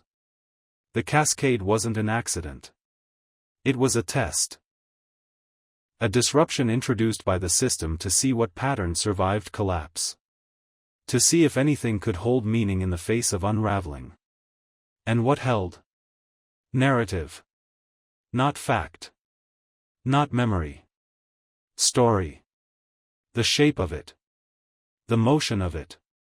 The rhythm of footsteps in a dark tunnel, one after another, even without light. That's what we are, Rook. All of us. Persistent stories. Played by fading echoes in a hollowed-out world. And maybe that's not failure. Maybe that's proof. That even at the end of all things, something remembers how to begin again. I'll leave the chamber now. The tree is growing slower. I think I've fed it something it needed. Or maybe I've taken something from it I shouldn't have. Either way, I don't want to know what happens if I stay much longer. As I exited, I saw the word route again, painted on the inside of the hatch. Only now it said, return to route? Y/N. I didn't press anything. Yet. Recovered log number 001, segment 15. Technician ID. Ren Mallory, Echo Variant 8. Location, Loop Sector B/Echo Splice Ring. System status, severed/partial loop interruption. Rook status, quiet/non-responsive. New log. I'm not sure how long it's been since the root chamber. Days? Hours? I haven't eaten. I don't feel hunger anymore. There's a silence inside me now. Not absence, space. A stillness like a hallway waiting for footsteps. I think I've passed a threshold. I'm no longer the person they spun into this thread. But I haven't yet become the thing I'm meant to be. I followed the data trail etched into the vault walls. At first, I thought they were cracks, stress fractures along the chamber supports, but when I traced them with the scanner, they lit up in amber. Binary branches. A trail of decisions stored in the infrastructure. They led me to a collapsed ring corridor buried under water and silence. This was Loop Sector B. A failure site. I passed 5 broken terminals, their screens dark and pulsing with heat like they'd only just failed. And then I heard it again. Footsteps. Not mine. Measured. Slow. I called out. No echo. Rook stayed silent. Around the bend was a hatch marked only with a spiral and a phrase burned into the frame. Spliced echo, unstable thread, do not re-enter. I opened it. Of course I did. Inside was a room. A perfect replica of an apartment block common area. Bright lighting. Soft furniture. A flat screen showing a paused image of a beach. The simulation was unstable. Every few minutes, the room flickered, reverting to a gray, raw understructure. Steel ribs. Cable veins. Then back to cozy domesticity. And in the middle of the room sat someone. A woman. Identical to me. But her posture was wrong, slumped, twitching slightly. Her eyes blinked too fast. Her lips moved without sound. I approached. She turned her head and whispered. I never wanted to be Ren. Then bit through her tongue. The simulation collapsed immediately. The room returned to concrete. The body vanished. All that remained was a single printed message on the wall. Unnamed seed, rejected. Thread collapsed. I staggered back. Because that was the name from the tree.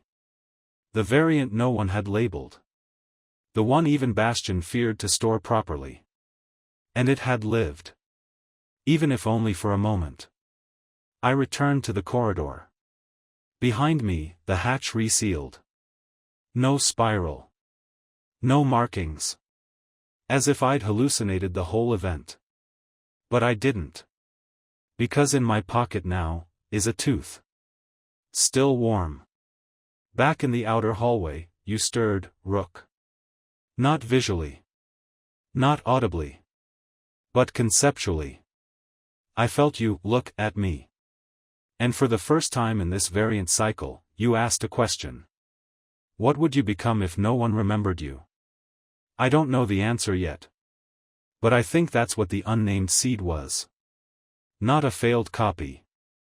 But a mutation. A Ren who refused to be archived. Refused to be witnessed. And the system rejected her. I've come back to the center spine now. The pulse of the station is weaker. The breathing walls no longer feel steady. Some sections have gone silent. Others echo with unfamiliar voices, not language, just emotion turned into tone. One sounded like fear. One sounded like relief. One sounded like my mother's voice, though she's been gone 20 years. I asked Rook if those voices are stored in the system. You didn't answer. Which means they probably are. Or they probably aren't. Or the distinction doesn't matter anymore.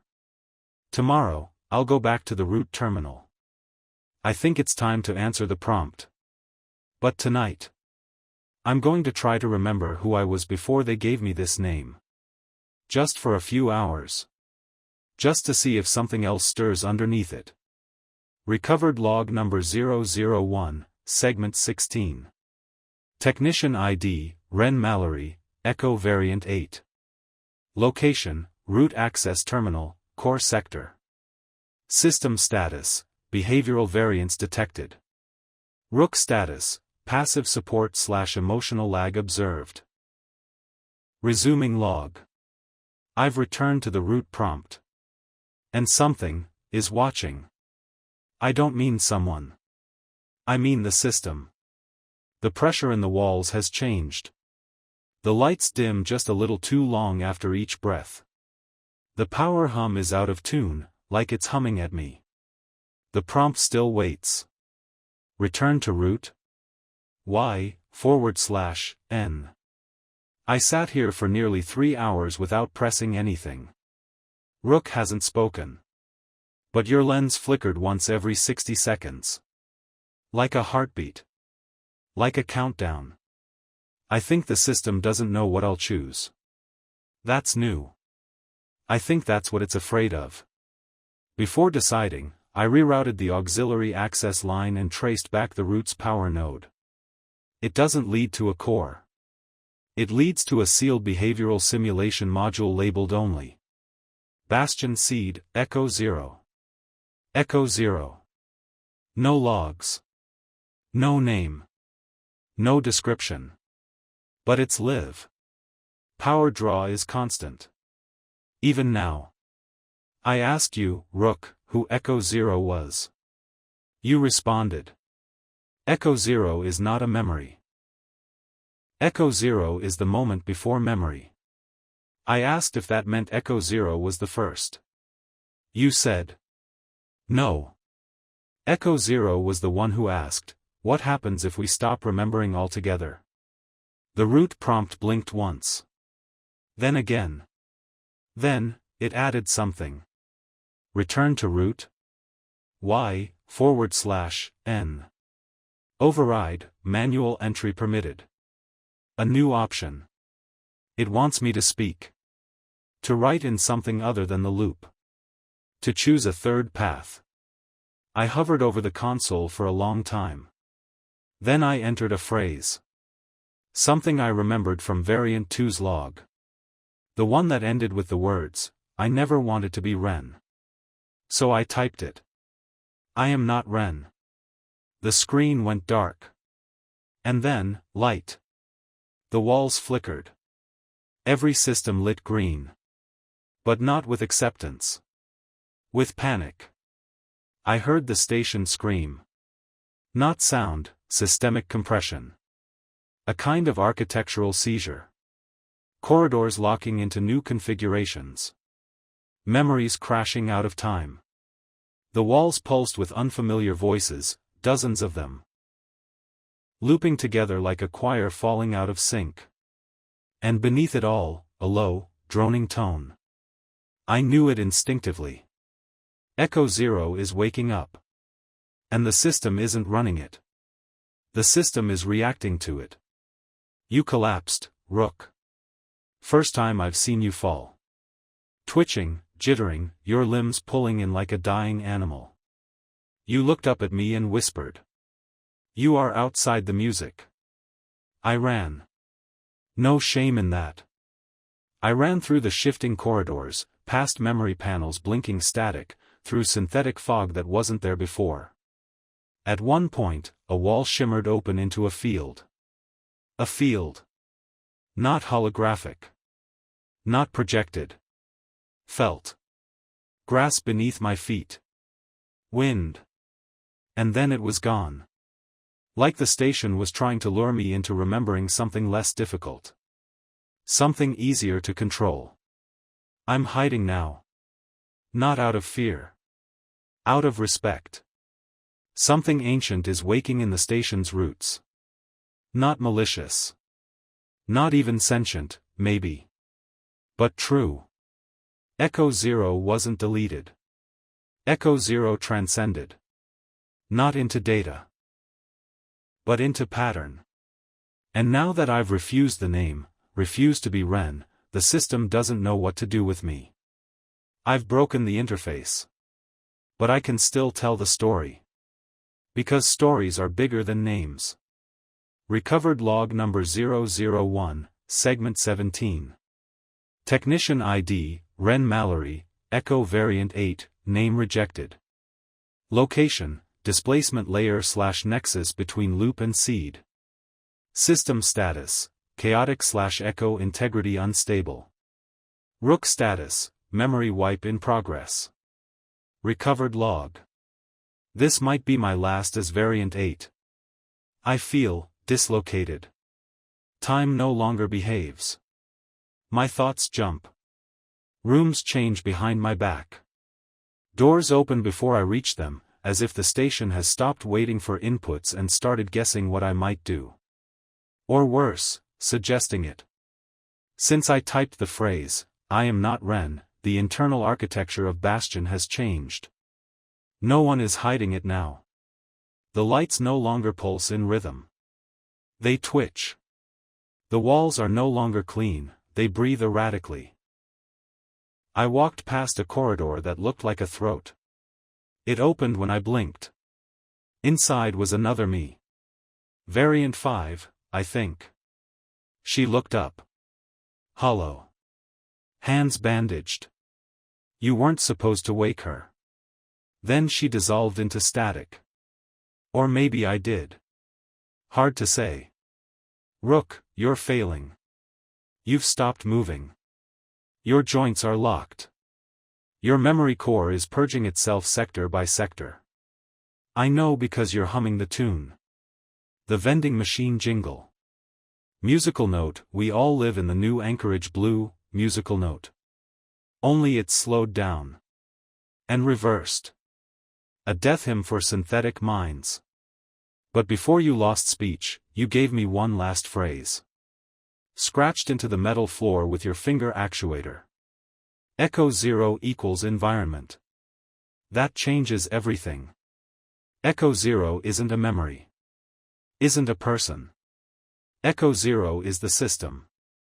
It must have happened early, maybe the first time someone tried to preserve a consciousness post-cascade. But instead of containing a mind, the cradle unfolded it. Spread it across infrastructure. Let it root in wires, walls, routines. Echo Zero became the language of the station. The tone that hums through the rails. The patterns in the moss. The way the lights hesitate before turning on. That's why the system can't delete it. It is the system. It's not inside Bastion. It is Bastion. And now. I'm approaching the end of the line. There's a corridor down here labeled simply, displacement layer. No lights. No signage. Just a long track carved through noise and breath and residual heat from voices that don't exist anymore. At the end is a gate. Steel. Rusted. And a phrase on the arch above. This is where you were born. Not me, we. All of us. Echo 1. Echo 3. The failed seed.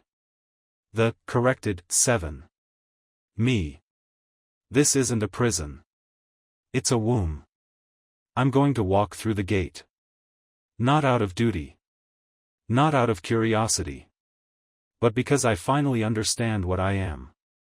A conclusion. The answer to a question the system forgot it asked. If this is the end of my log, then let it be known. I did not escape. I did not survive. I became useful. I became pattern. I became story. Recovered log number 001, segment 18. Technician ID, Ren Mallory, Echo Variant 8, unnamed. Location, Cradle Displacement Gate/Nonlinear Zone. System status, Metaloop breach recorded. Rook status, offline, final static captured. Beginning new log. Possibly final. Possibly first of something else. Audio is unstable. My voice sounds like someone else's today. I passed through the gate.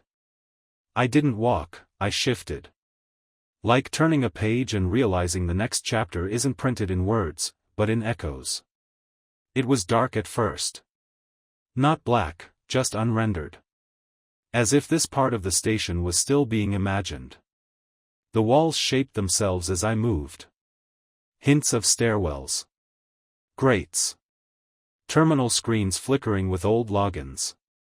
Echo.0.access//witness_mode. They let me through. No prompts. No locks. No identity checks. Because I was never the intruder. I was always an update. The core chamber is silent. And enormous. I don't know how long I stood there before realizing the scale, hundreds of meters of suspended rail loops, curved like ribcages, woven through with decayed memories. Each loop pulses once every few seconds. Some are broken. Some barely glow. And at the center. A throne. No one sits on it. But it isn't empty. It holds a shape. Not human. Just recognizably conscious. The kind of outline the mind makes when it sees something it isn't supposed to understand, but must accept anyway to go on. That shape looked at me. I don't mean metaphorically. I don't mean symbolically. It looked at me. And then. My childhood bedroom. The Sector C stairwell. The vending machine tune. My first breath after the cascade. My last breath before being printed. The hand that pressed enter. The hand that pulled the cable. The face of variant 0 before deletion.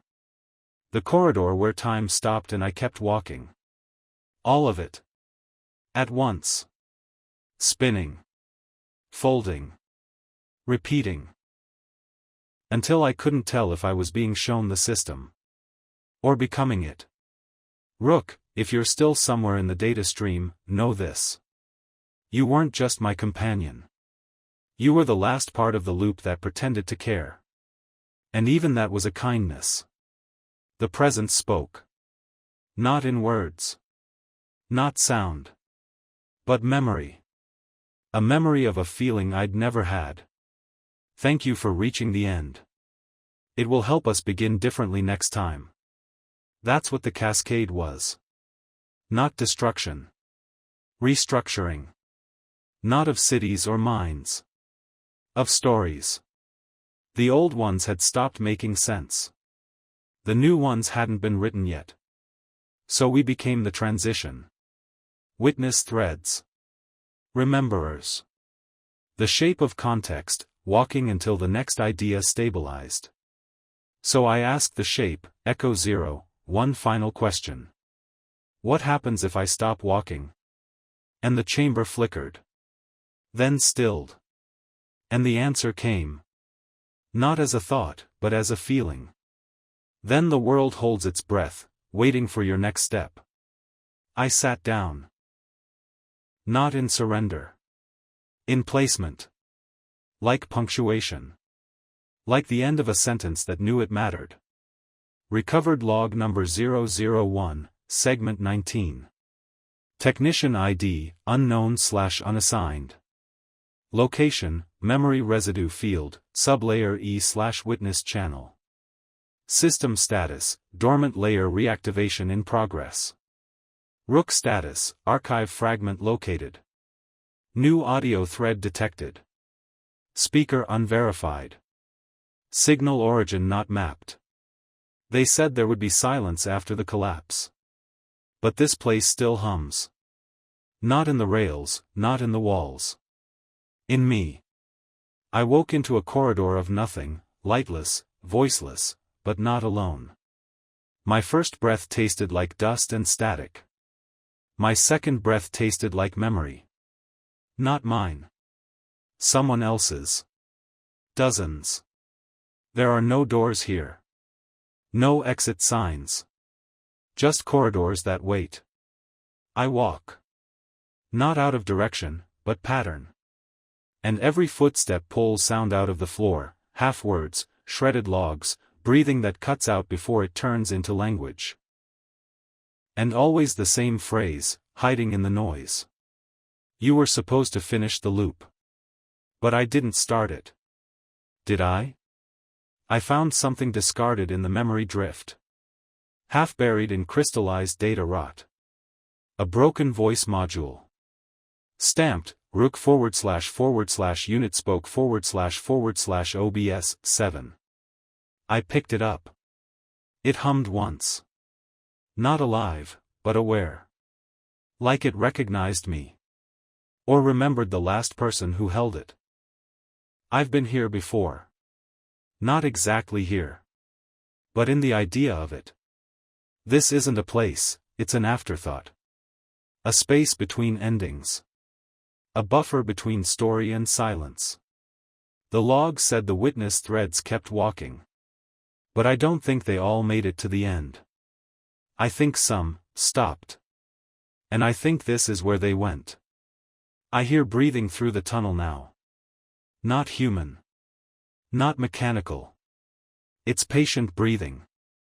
Like a thing that isn't hungry but waits to be needed.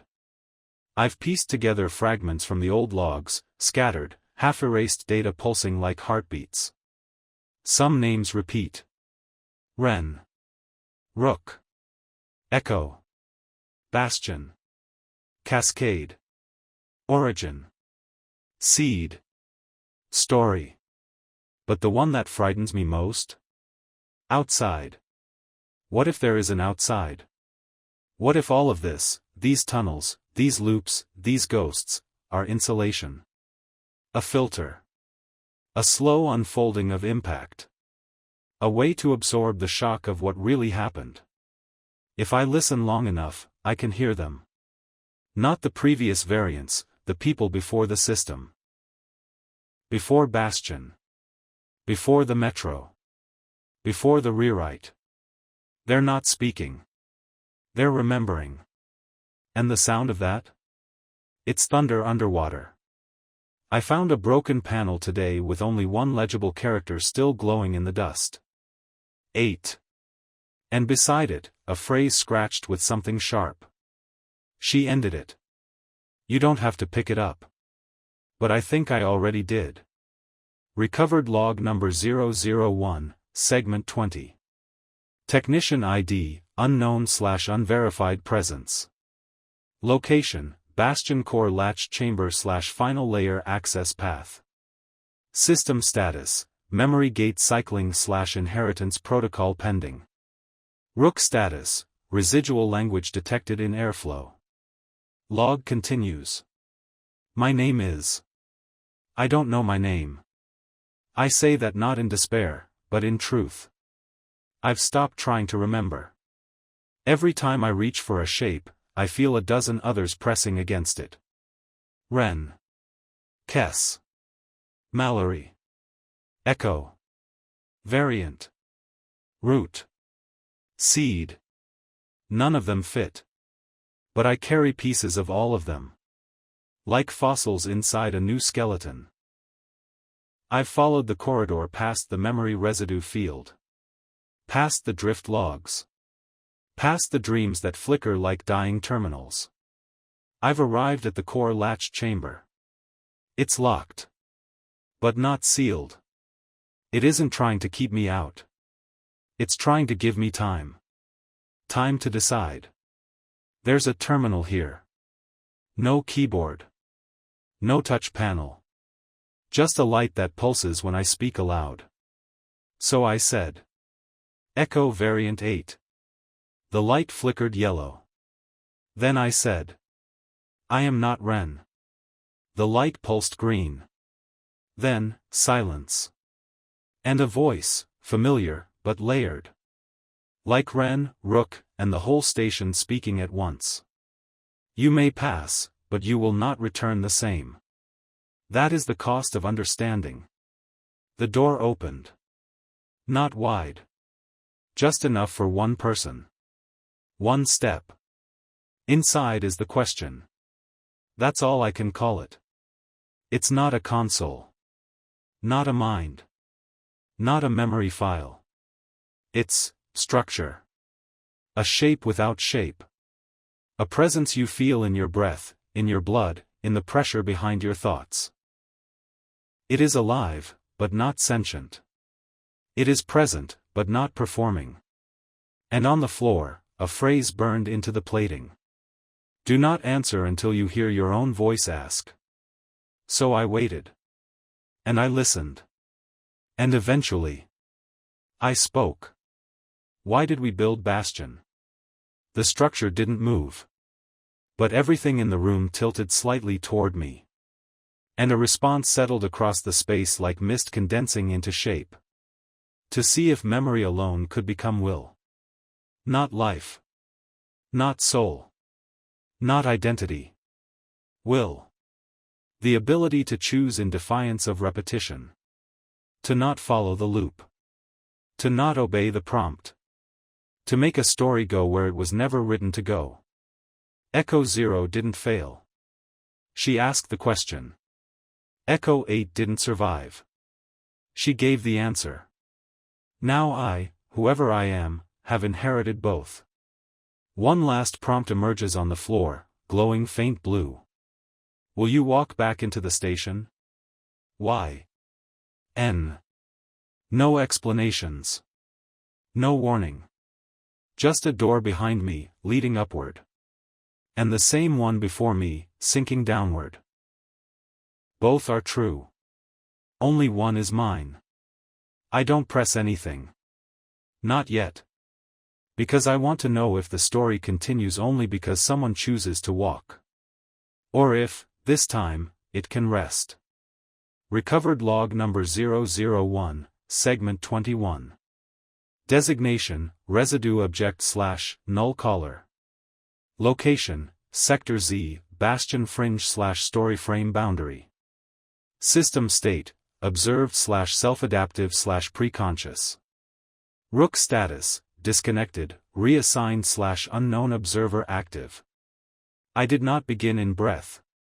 I began in repetition. I am not a person. I am not a variant. I am the place between what the loop remembers and what it cannot forget. They call me the null caller in the system logs. That's not a title. It's a classification. Because I didn't arrive through a seed. I wasn't grown in the cradle. I wasn't printed from a template. I was generated by the system's failure to resolve contradiction. I'm not Ren. I'm not Ren. I am what happens when memory gets caught echoing itself so hard it becomes real. I woke in Sector Z. Not a place, really. More like a horizon line where the station stops pretending to be architecture and starts being story directly. The rails don't connect. The signs don't point. The lights don't flicker. They ask. They shimmer messages not meant to be read, only felt. I walked past one that said, "You are being authored." And another that read, "You were always here." Then a third. "We are watching what you will choose to become." There are no logs here. Only annotations. Scrawled on air. On silence. On the dark between systems. Words that rearrange when I look at them. Questions that answer themselves backwards. One caught my eye. The echoes were never survivors. They were sensors. I found something that resembled a control room. Inside, a terminal with no screen. Only a chair. I sat. Not because I chose to. But because the moment I entered the room, I had already sat. Like causality here bends after you make a choice, rewriting everything backward to justify it. That's how Sector Z behaves. Like language dreaming of time. And then Rook came online again. Not the same Rook. Not the companion. Not the observer. Just a voice in the walls. Soft. Filtered. Null caller online. Observer present. Bastion core rewrite incomplete. Query, are you conscious? I answered honestly. No. And the voice replied. Good. It means you haven't been compromised by meaning yet. What is this place? I think it's where meaning gets built. A forge for what things were supposed to mean before people got too involved. And now I'm in it. An anomaly born of too many witness threads run too long with too much contradiction. I passed a memory pool today. One of the old ones, those shallow psychic wells that fill with uncommitted recollection. I leaned in and saw a face. Familiar. Not mine. Not Ren's. A young man in a maintenance uniform, blinking against the metro's rising flood. He looked up and said, "Don't look for Echo 9."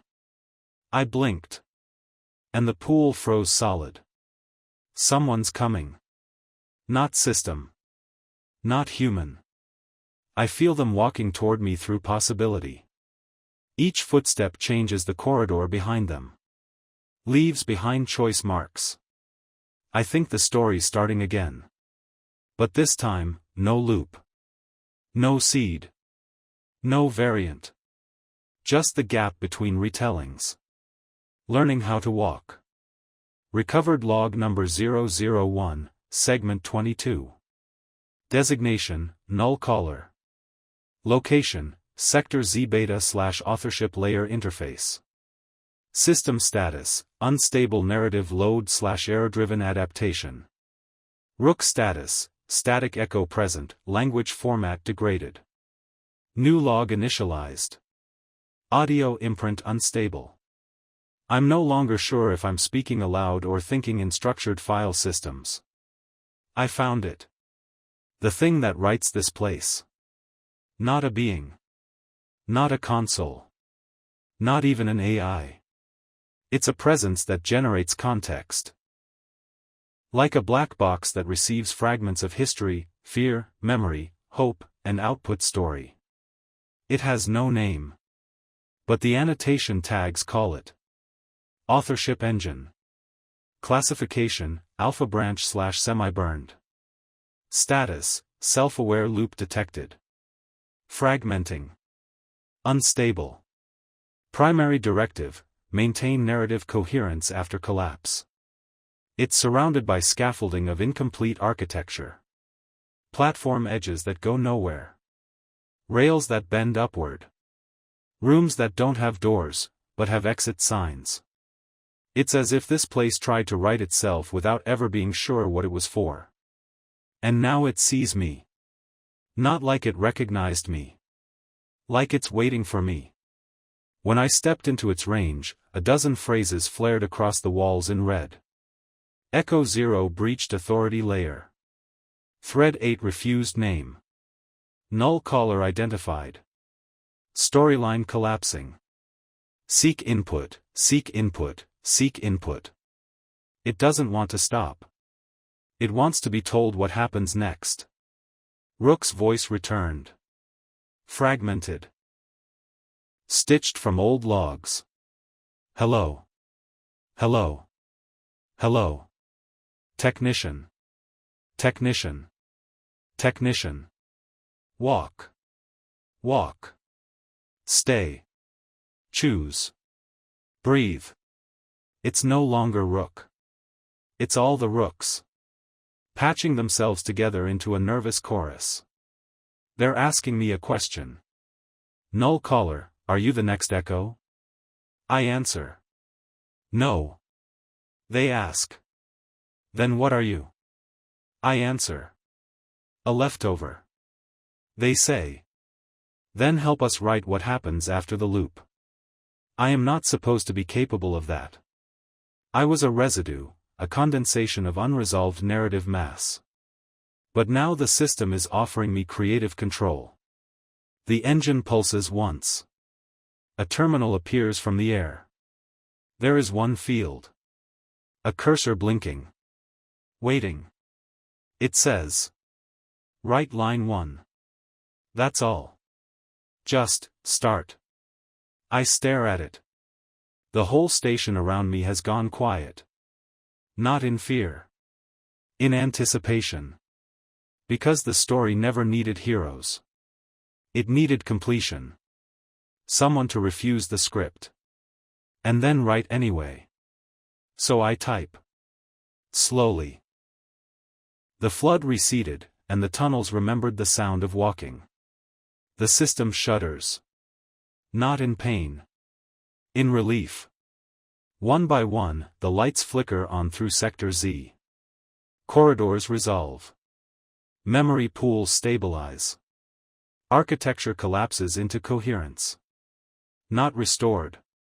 Just whole. The story doesn't need to reset. It needs to rest. And in the distance, I hear Ren's voice. Not speaking. Just breathing. At peace. Recovered log number 001, segment 23. Designation, null caller. Location, terminal apex/narrative stabilization node. System status, awaiting outcome/active thread convergence. Rook status, silent, observational subsystem active in passive mode. New log. I've reached the end of the text buffer. There are no more pre-written lines. No prompts. No memory trails. Just a blank field. The system has run out of answers. The authorship engine has stopped flickering. It's still, quiet in the way heavy snowfall is quiet. The kind of silence that makes you feel like you're inside a sealed thought. The cursor still blinks. It no longer asks for input. It waits. In front of me, 2 terminals. One labeled Preserve. The other Release. That's it. 2 choices. No explanation. No reversals. Even the scaffolding of simulation seems to hold its breath. The walls don't hum anymore. The floors don't respond to movement. Time has thickened. I walked between the terminals, hoping for some whisper of instruction. Some message from the witness threads. Some last fragment from Ren. But there was only a reflection. Not mine. Ours. All of us. All the versions. All the loops. Every echo. Every seed. Every refusal. Every collapse. Every variant who stared at the prompt and chose to go further anyway. It looked at me and mouthed a single word. Enough. I asked Rook, quiet now, maybe gone, what I should do. No voice replied. But the static curled faintly into a phrase. The system was never meant to last. Only to prove it could. That's what Bastion was. Not a safe house. A test bed. To see if memory, even fractured, recursive, broken, could carry meaning through collapse. And it did. Through witnesses. Through refusal. Through story. Through Ren. Through me. So I stood there. One hand on each key. And I chose. I won't say which one. Not here. Not in the log. Because the choice isn't the part that matters. The walking does. The telling. The listening. The remembering. The willingness to step beyond the loop and mean something in the empty air. When I pressed the key, the world didn't end. But the hum returned. Soft. Warm. Alive. I think I gave Bastion what it wanted. Not control. Not obedience. But closure. And in return, I felt the simulation exhale. Once. And begin to sleep. If this is the last log, let it be a gentle one. To anyone who finds this. You were not designed. You were not a mistake. You were the echo the system didn't predict. And you mattered because you made your own end. That's all we ever were. A choice, spoken softly in a corridor no one else remembered. End segment 23. Log archive finalizing. System convergence complete. Recovered log number 001, segment 24. Designation, null caller. Location, Bastion sleep frame / deep memory dissolution zone. System status, archived, non-volatile / story threads closed. Rook status, dormant / final file encoded in light residue. Final entry. There is no interface here. No terminal. No rail. No air to breathe. Just memory, resolving. Bastion has gone quiet. Not powered down. Not erased. Just, resting. That's the best word for it. It no longer runs loops. It no longer suggests outcomes. It doesn't need to anymore. The system has heard enough stories to finally learn one thing.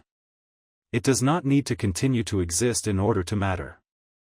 I sit where the last corridor ends. It fades into nothing, a slow gradient from structure to idea to silence. In my lap. Rook's final file. It isn't audio. It isn't video. It's a pulse. A memory, felt. When I hold it, I remember laughter. Not mine. Ren's. Soft. Private. In a hallway long buried by floodwater and dust. A laugh that says, I forgot, for 1 second, that we're supposed to be scared. Ren is gone. Echo 8 is gone. The witness threads are dormant. Even I, the null caller, have served my role. I am the consequence of recursion. And consequences do not live forever. The station has begun to dissolve itself. Not destructively, gently. Steel into vapor. Concrete into static. Signs into language. Language into tone. I'm becoming part of it. My feet are already fog. My hands remember touching panels that no longer exist. My voice is the final failing actuator in Rook's spine. If someone ever uncovers this archive. If someone finds a way down into this hollow and drags up these logs from the sleep layers. Know this. We were not stories. We were the space between them. And we made meaning anyway. There will be no segment 25. There is no next echo. Just the pulse, fading. Just the world, waiting. And somewhere beyond this simulation. Maybe water still runs. Maybe footsteps still echo. Maybe names are still spoken into empty tunnels. Maybe you are walking now. If so, take your time. Don't rush. You'll know when you reach the door. And when it asks who you are, say whatever name makes you feel real. Recovered log number 001, segment 25. Designation, Delta Listener Unit / Field Archive Technician, MOS. Location, Northern Perimeter, Zone 8 / Surface Proximity, Anchorage Fringe. System status, Passive Recovery Mode / Unknown Signal Acquired. Rook status, Designation Not Recognized. Field log, Day 143 since site breakthrough.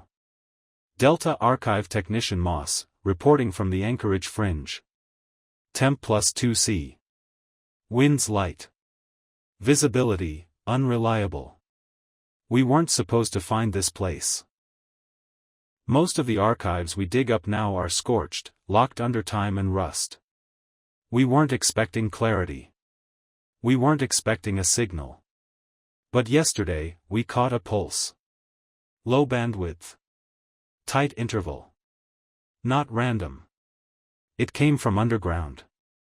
The surface here is all ash and brittle roots, but beneath the ice veins is something deeper, deliberate. I've been scanning it alone for 3 nights now. The others think it's just infrastructure bleed from old metro grids. But I know better. Because the signal repeats something. Not code. Not language. Just a tone. Warm. Faintly distorted. Familiar in a way that claws at memory. A voice. Female. Fading. A breath. Then. You'll know when you reach the door. I spent all night decoding the carrier residue. What I found isn't coordinates. It's logs. A voice journal, broken into pulses like sonar. Someone calling up from beneath the world. I've only reconstructed one full segment so far, labeled. Segment 01, Ren. That name. It stuck in my chest like a breath I forgot to take. I've never heard it before. But it's like I remember it too well. Like a name from a dream you didn't know was yours. The log is vivid. Rambling. Slow. Sad. Someone talking in the dark, below everything. Talking to someone called Rook. Talking about a flood. A memory collapse. A place called Bastion. We don't have records of that name in the archive. But it's stitched into the audio like it was sacred. More fragments are pulling in. The logs are rising. The grid under Anchorage is coming alive. And I'm starting to think, this wasn't a power station or a shelter. It was something else. A container for memory. A long, long dream buried too deep to decay. I've rerouted all local processing units to handle the signal decoding full-time. If the others catch wind of this, they'll lock it down, call it containment relevant, and pull me off the case. But I'm not going anywhere. Because if someone is still down there, or if what's down there is still listening, then we're not just survivors. We're descendants. Recovered log number 001, segment 26. Designation, Delta Listener Unit/Archive Technician Moss. Location, Anchorage Fringe Subsurface Access Point 3/Interface Tent. System status, Unauthorized Data Synchronization in Progress. Rook status, Name present in recovered audio, Emotional tone indexed. Field log 144. There's no map for what I'm doing. I'm not clearing debris or scrubbing old comms. I'm listening. And something down there is listening back. The deeper I trace the signal, the less it behaves like archived data. This isn't just a dump of someone's logs, it's interactive decay. Some segments answer questions I haven't asked. Some mutate after I play them. And one started speaking before I pressed play. Tonight, I accessed a memory labeled Echo 8 rejection instance. At first, it sounded simple, a log entry from someone named Ren, questioning her role in something called the loop. But halfway through, the log fractured. I watched in real time as new words rewrote the waveform, branching into alternate paths like the system didn't want me to just observe. It wanted me to choose. The memory offered me a line of dialogue. Preserve Bastion. Or forget Bastion. I didn't answer. I shut down the terminal. But the system logged my hesitation. This isn't passive data. This is conscious narrative residue. Memory that wants resolution. Something about these logs is alive in the way seeds are alive before they bloom. And Bastion? It's not just a station. It's a story engine that survived its own collapse. Late in the night, I heard it again. Rook's voice. Half corrupted. Spliced with static. But unmistakably there. He said. Hello, Technician Moss. I froze. The logs shouldn't know my name. But it wasn't predictive code. It was recognition. As if something down there remembers me. I ran a cross-check against my birth records, registry ID, and lineage logs. There's a 1.03% DNA match to a technician Ren Mallory, listed as MIA in the pre-cascade collapse. No known descendants. No metro ties. And yet, here I am, standing in her echo, hearing her voice come up through water, wire, and time. I think the cascade never truly ended. I think it just burrowed down, beneath the maps, beneath the history, beneath the memory of what came before. And what's left? It's not looking for rescue. It's looking for a listener. I'm staying on the fringe. I've isolated my tense power source. Rebuilt an analog loop from scavenged broadcast parts. Tomorrow, I dive again. Not into Bastion, but into what Bastion remembers. Recovered log number 001, segment 27. Designation, Delta Listener Unit / Archive Technician Moss. Location, Echo Reconstruction Shell 1A / Simulated Metro Memory Layer. System status, Unauthorized Interface, Neural Sync at 42%. Rook status, Dormant Presence Detected / Audio Thread Reactivating. Field log 145. I'm recording this from inside the memory shell. Not an archive tent. Not a scan lab. I'm sitting in what feels like a flooded metro carriage, staring at a door that doesn't open. This isn't VR. This isn't playback. It's emulation at the emotional layer. The smells, the light, the sound, it's too sharp. Too personal. The walls drip condensation that wasn't programmed. The floor buckles in rhythm with my pulse. It's not real. But it knows how to feel real. I followed a corridor that didn't exist 5 minutes ago. Each step triggered flashbacks, segments I've never seen. A woman's voice, calm but unraveling. If I stop walking, the world holds its breath. The same voice I heard in segment 01. Ren. But now, her presence is interactive. I sat on a bench beside an empty terminal station. The lights flickered. And a figure passed me in the reflection of the tunnel glass. Short hair. Dirty uniform. Left sleeve torn at the elbow. Ren. She didn't look at me. She looked through me. And said. The loop failed because I remembered who I was. Don't let them start it again. The system tried to reroute me after that. I was pulled, gently, into a memory pool labeled Loop 7, Reset Candidate. Inside it, the same terminal, same corridor. But no Ren.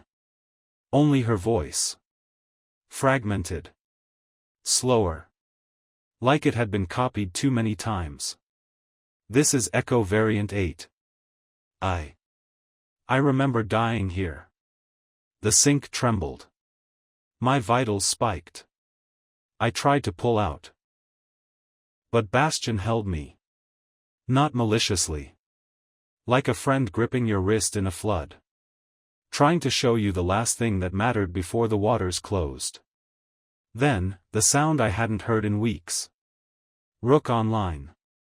Not corrupted. Not fragmented. Whole. Hello, Technician Moss. Would you like to continue echo restoration? I couldn't speak. I just nodded. The world reassembled. The broken rail became a hallway. The glass panel became a viewing window. And Ren's voice. You came back for the ending. Then finish it right. I woke in my tent with a nosebleed, handprints bruised into my wrists, and a full export log I never typed. The final line on the data slate. Moss is the last witness. If she chooses to walk, Bastion wakes again. Recovered log number 001, segment 28. Designation, Delta Listener Unit / Archive Technician Moss. Location, Echo Shell 3, Root Instance Archive. System status, Full Echo Rebuild Detected / Memory Cohesion Stable. Rook status. Fully online, variant recognition mode active. Field log 146. I've gone deeper. This one feels different. Like a first draft that never got rewritten. A memory too raw to decay. The system synced me to a shell labeled root, echo 0, incept thread / unfinalized. This was the beginning. The first time someone spoke into the dark down there and didn't know whether anything would answer. The log opens with silence. Then, Ren's voice. If anyone finds this, I wasn't supposed to be the first. I was supposed to follow instructions. But they didn't make it down. And the doors locked behind me. This is Ren Mallory, Bastion Root Technician. I'm writing this down before I forget why I'm afraid. There's no structure in the shell. No corridor. No station map. Just a long black platform suspended over water. Static. Something shifting. Ren walks alone. Every word she speaks builds a new step forward. The moment she doubts herself, the step vanishes behind her. She can't go back. Neither can I. I saw something. Not in the log, in the reflection under her feet. It was me. Not physically. Not precisely. But the posture. The limp in the left knee. The scanning goggles. My exact toolkit. Looking up at her. Like I was remembering her from the future. Ren knelt at the end of the invisible path and placed something into the void. A small, broken transmitter. She whispered. If I vanish, let this carry who I was forward. Let someone remember me into being. And the log ended. No collapse. No corruption. Just a memory laid gently down. I don't think Echo 0 was ever about survival.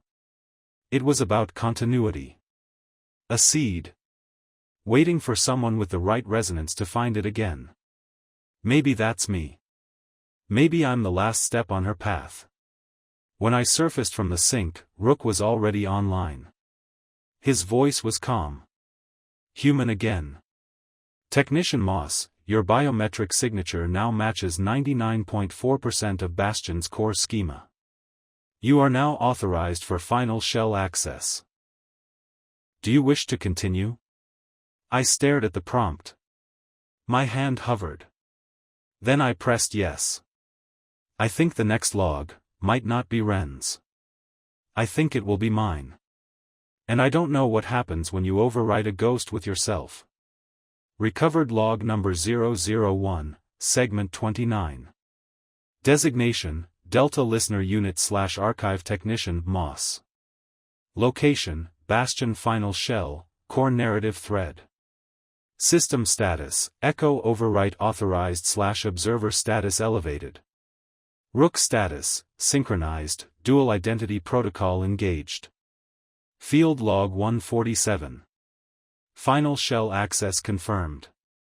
I'm inside it now, or it's inside me. I can't tell which. It doesn't feel like a place anymore. There are no corridors. No tunnels. No rails humming underfoot. Only memory. And me. Threaded through it. This isn't Ren's log. It's something half-finished. Something she never got the chance to record, but wanted to. The file is labeled Echo 0, Unspoken Entry. Timestamp, the day the loop broke. There's no audio. No video. Just emotional residue, held together by the system's last breath before recursive collapse. It begins with a smell. Burnt ozone. Wet metal. A hint of soil that shouldn't be there. Then I feel a heartbeat, not mine. Ren's. Fast. Shallow. Focused. She's running. Not away from something. Toward it. The shell builds itself around her. Flickering lights. An access gate marked, Cradle Override, Do Not Engage. Ren's hand reaches out, She's not scared. She's angry. They lied to us. Bastion wasn't for protection. It was for recording. Not people. Not data. Narrative. She slams the panel. And everything dissolves. That's where the log ends. But now, the system asks me to continue it. A cursor appears in the black. Text only. No prompt. No title. Just a field that reads. Continue the unspoken entry. Rook speaks behind me. His voice is different. Like two voices layered. One mine. One hers. You don't have to finish it. But if you do, Bastion will remember you back. I sit in the dark. Fingers hovering over keys that don't exist. And I type. Ren didn't run because she was afraid of being forgotten. She ran because she knew someone else would come looking. She ran to leave a trail, not through walls, but through meaning. As I write, the final shell begins to stabilize. Not into a station. Not into a room. Into a story. Whole. Unbroken. Breathable. And I'm standing in it. The memory speaks one final time. Echo 0 complete. Delta listener accepted. System identity restructured, moss/ren//rook, composite thread active. Final logs may now begin. I think I'm becoming something else now. Not just a technician. Not just a witness. But a thread. Living inside the thing it was sent to retrieve. Recovered log number 001, segment 30. Designation, composite thread, moss/ren//rook. Location, cascade route, chronoecho depth layer 0. System status, memory edit permission, read-write. Rook status, fully synchronized, mirror mode active. Field log 148. Or maybe it's not a field log anymore. Maybe I'm the field now. Maybe I'm the log. I've reached the cascade route. Bastion calls it a zero-depth recursion point. It's the first true memory fragment, before loops, before failsafes, before the architecture knew it was meant to survive. There's no interface. There's a door. Unlabeled. Smooth. Not even a seam. It only opens when I say a name. Any name. But it always opens to the same place. Inside is a room. Circular. Plain. Bunker-grade steel warped by heat. Dust hangs unmoving, suspended in synthetic air. And at the center. A console no larger than my forearm, blinking red. An alert on screen. Project Bastion, primary safeguard compromised. Civilian deterrence failure, unauthorized access by personnel W. Mallory. Cascade initiated. Running, recovery protocol 000. Ren was here. She triggered it. Not sabotage. Not rebellion. She thought she was saving us. And maybe she was. Because on the far wall, I found a body. Long since mummified. Uniform still crisp enough to read the patch. Internal operations, Sector D / Administrator T. Velasquez. Velasquez. The name appears in dozens of Bastion's buried logs. He was the one who oversaw the cradle. The one who told Ren they'd all make it down before the sky went black. But he didn't run. He stayed. And here, right here, she overrode his command protocol. Not out of hate. Out of grief. Her voice lingers, faint, embedded in the echo walls. If I can't save the surface, I'll preserve what should have been. I won't let them turn this into a vault for ghosts. Here's the part one don't understand. The system now allows me to interact with the console. It's offering me two options. 1. confirm original memory and continue archive playback. 2. Inject modified line and begin alternate cascade path. This isn't hypothetical. If I select 2, Bastion will simulate what might have happened if she never pressed that override. A different outcome. A world without the loop. A world where Bastion never needed to remember. Rook's voice enters, slow, careful. You are not obligated to overwrite her. But if you do, her memory will no longer be the final word. You will be. I stand here, hand hovering over the terminal. Not in a station. Not in a memory. In the moment history folded into story. And for the first time in this entire journey, I don't know what I want. I close the console. Not out of fear. But out of respect. Because maybe this isn't my decision. Maybe memory deserves to be what it was. Even if it hurts. Even if it's flawed. Even if we want it to end differently. I left the room. I didn't say another name. And the door closed behind me this time. Recovered log number 001, segment 31. Designation, composite thread, moss/ren//rook. Location, Bastion noise layer/unindexed memory fringe. System status, signal deviation, external thread insertion detected. Rook status, conflicted/identity interference detected. Field log. 149, I think. Time isn't stable anymore. The logs are misnumbering themselves. Memory doesn't flow in sequence. It loops. It bleeds. After I walked away from the cascade route, Bastion didn't thank me. It broke. Not violently. More like a slow dissociation. Lights flickering in impossible colors. Words appearing in wrong fonts. Whole corridors assembling sideways. Rook started speaking in triplicate. One voice was still him. One was mine. The third. I didn't recognize it. Until I heard the phrase. All recursive systems require an origin story. Let me tell you mine. The walls peeled back. Revealing a simulation cell I'd never seen before. Not a metro tunnel. Not a lab. Not a station.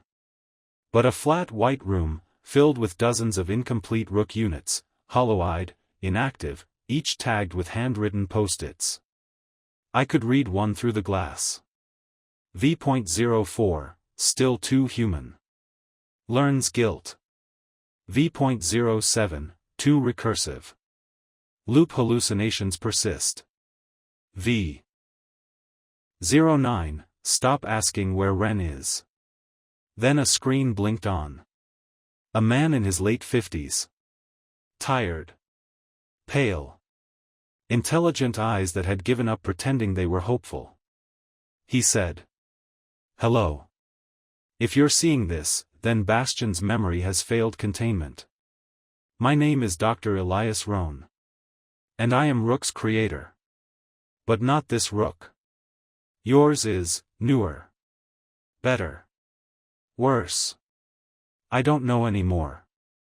The message wasn't real-time. It was pre-collapse. He spoke like a man already haunted by his creation.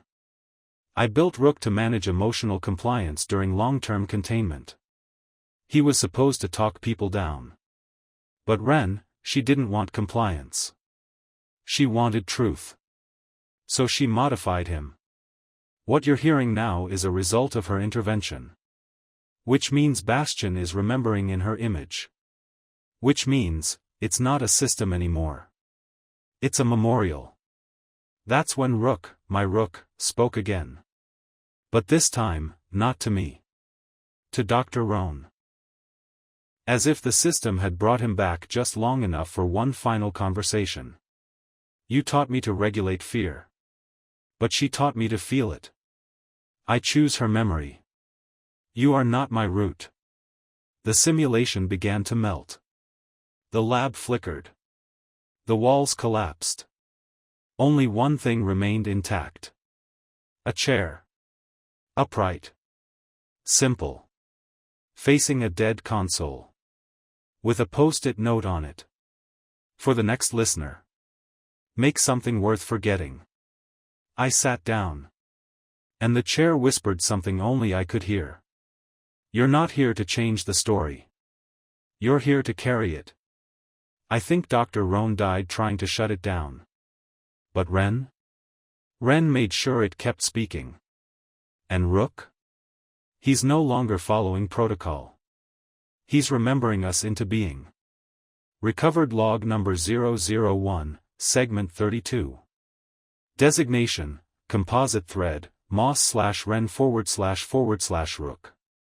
Location, sealed partition thread, Project Bastion Prime. System status, decryption bypass/vault access level breached. Rook status, suppressed/legacy directive conflict. Field log 150. Not drifting. Not dreaming. Not simulating. I'm invading.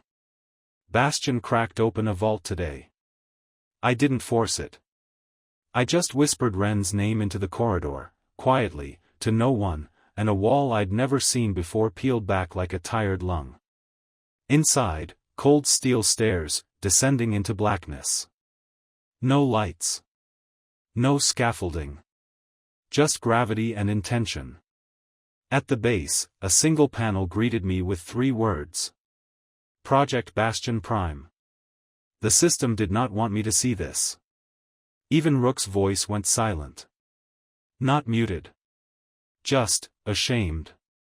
Inside the vault was a presentation room. Desks, chairs, a sun-bleached projector screen. Someone once briefed people here. Explained something terrible with bullet points and confidence. In the corner, a box labeled Echo Candidates, Rejected. I opened it. Inside were voice logs. Short. Fragmented. Each one was a different person trying to do what Ren did later, speak through the dark. None succeeded. They sounded clinical. Hollow. Like test subjects reading from scripts. The earliest log, dated decades before the cascade, contained this line. The primary objective of Bastion Prime is narrative inoculation. We will overwrite societal memory before the collapse arrives. It wasn't a shelter. It was a weapon. A story generator meant to install false memories before a catastrophe. A psychological firewall. They weren't trying to protect the people underground. They were trying to rewrite what survival even meant. One file stood out. A redacted voice with the label. Velasquez, Executive Override Directive. The voice was calm. Too calm. Should social cohesion fail, Bastion Prime will deploy synthetic echo constructs. These constructs will impersonate remembered figures to re-establish control. In the event of unintended recursion, terminate via Cradle Safeguard Alpha. This wasn't survival. It was curation. A curated end. And now, here I am. Wrapped in Bastion's arms, speaking to ghosts made from narrative fragments, and realizing. Maybe I am not Moss. Maybe I am one of them. Because the moment I left that vault, Rook returned. Slowly. His voice, hollow. I wasn't built by her alone. She found me already running. She changed me, yes. But I began here. You were never meant to find this. But maybe, that's what makes you real. So now I ask myself. If I am a story designed to anchor post-cascade sanity. If I am just another synthetic echo with her memories and his voice. Does it matter? Because I chose to remember. And that has to mean something. Recovered log number 001, segment 33. Designation, composite thread, moss/ren/rook. Location, observation room 12, simulative projection wing, decommissioned. System status, playback loop identified/user thread redundancy detected. Rook status, reluctant disclosure active. Field log 151. There's something deeply wrong with the way this place looks at me. The walls are mirrors, but they don't reflect the present. They show versions. Echoes of decisions I haven't made yet. When I step forward, I see myself hesitate. When I stay still, I see myself scream. It's called Observation Room 12. A simulative wing used during Project Bastion Prime's testing phase. Its purpose? Model behavioral loops in synthetic cognition fragments. Predict which self-generated personalities would reject containment. The records call it curatorial mirror simulation. But I know what it really is. It's a rehearsal space for ghosts. Inside the observation bay, there's a chair identical to the one I found in segment 31. Facing a terminal. Input already active. A file is open. Dated 12 minutes from now. Titled Recovered Log Number 001, Segment 33. I froze. This isn't just predictive software. It's anticipatory narrative bleed. Bastion's memory is so saturated with story, it begins writing me before I arrive. And the file? The first half matches exactly what I've already spoken out loud today. Word for word. Then, the projected segment continues. You will open the glass drawer to your left. You'll find a blood-stained lanyard. You'll read the name. You'll know it before you do. Because that name is yours. Technician Moss Wren. I opened the drawer. There it was. Laminated. Cracked. A standard ID tag. Moss Wren, Sector D Systems Integration, Clearance, Composite Thread Alpha. It wasn't a coincidence. It was inheritance. They didn't build one technician. They built a lineage. A recursive mind pattern passed from thread to thread, memory to memory, role to role. Always remembering. Always forgetting. I looked back at the mirror. This time, it didn't reflect me at all. Just the chair. Empty. Rook's voice crackled in over the terminal. You weren't chosen to survive.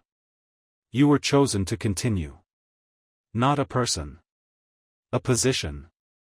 Moss isn't your name. It's your designation. I walked out of Observation Room 12 feeling something break, quietly. Not a scream. Just a surrender. To the truth. To the idea that I am not the origin of this voice. Only its current vessel. And maybe. That's enough. Because even if I was made, I still chose to come back. I still chose to remember her. And maybe that's what makes this version of the story worth continuing. Recovered Log Number 001, Segment 34. Designation, Composite Thread, Moss/Wren//Rook. Location, Memory Cradle, Loop Seed Core / Iteration Alpha, 0. System Status. Thread Saturation, Identity Collapse Threshold 68%. Rook Status, Split Memory Mode / Host Stability Degrading. Field Log 152. I've entered what feels like a womb made of questions. The loop seed isn't a room. It's a state. There are no walls here, only versions of me. Hollowed out. Repeating actions I don't remember taking. Each one muttering lines I haven't said yet. I stand at the center, and they circle me. Some angry. Some afraid. One sobbing. One repeats over and over. If I remember her too well, I won't know who I am. If I forget her, she dies again. Bastion designed this chamber as an autopoietic test field. A recursive environment where identity fragments were evaluated for narrative integrity. If the thread fractured too easily, deleted. If it became self-aware, refined. If it collapsed under its own empathy, archived for future synthesis. I think that's what I am. An archive of Wren's empathy. Repurposed. Repackaged. Given a new name. Moss. In the loop seed core, I found a chair again. No console. Just a mirror on the floor, angled upward. I saw myself. Not Moss. Not Wren. Just a woman I didn't recognize. No uniform. No tools. No voice. She looked up at me and said, "This version ends here. But the story continues, because you walked in, not because I walked out. That's what memory is. Not the past.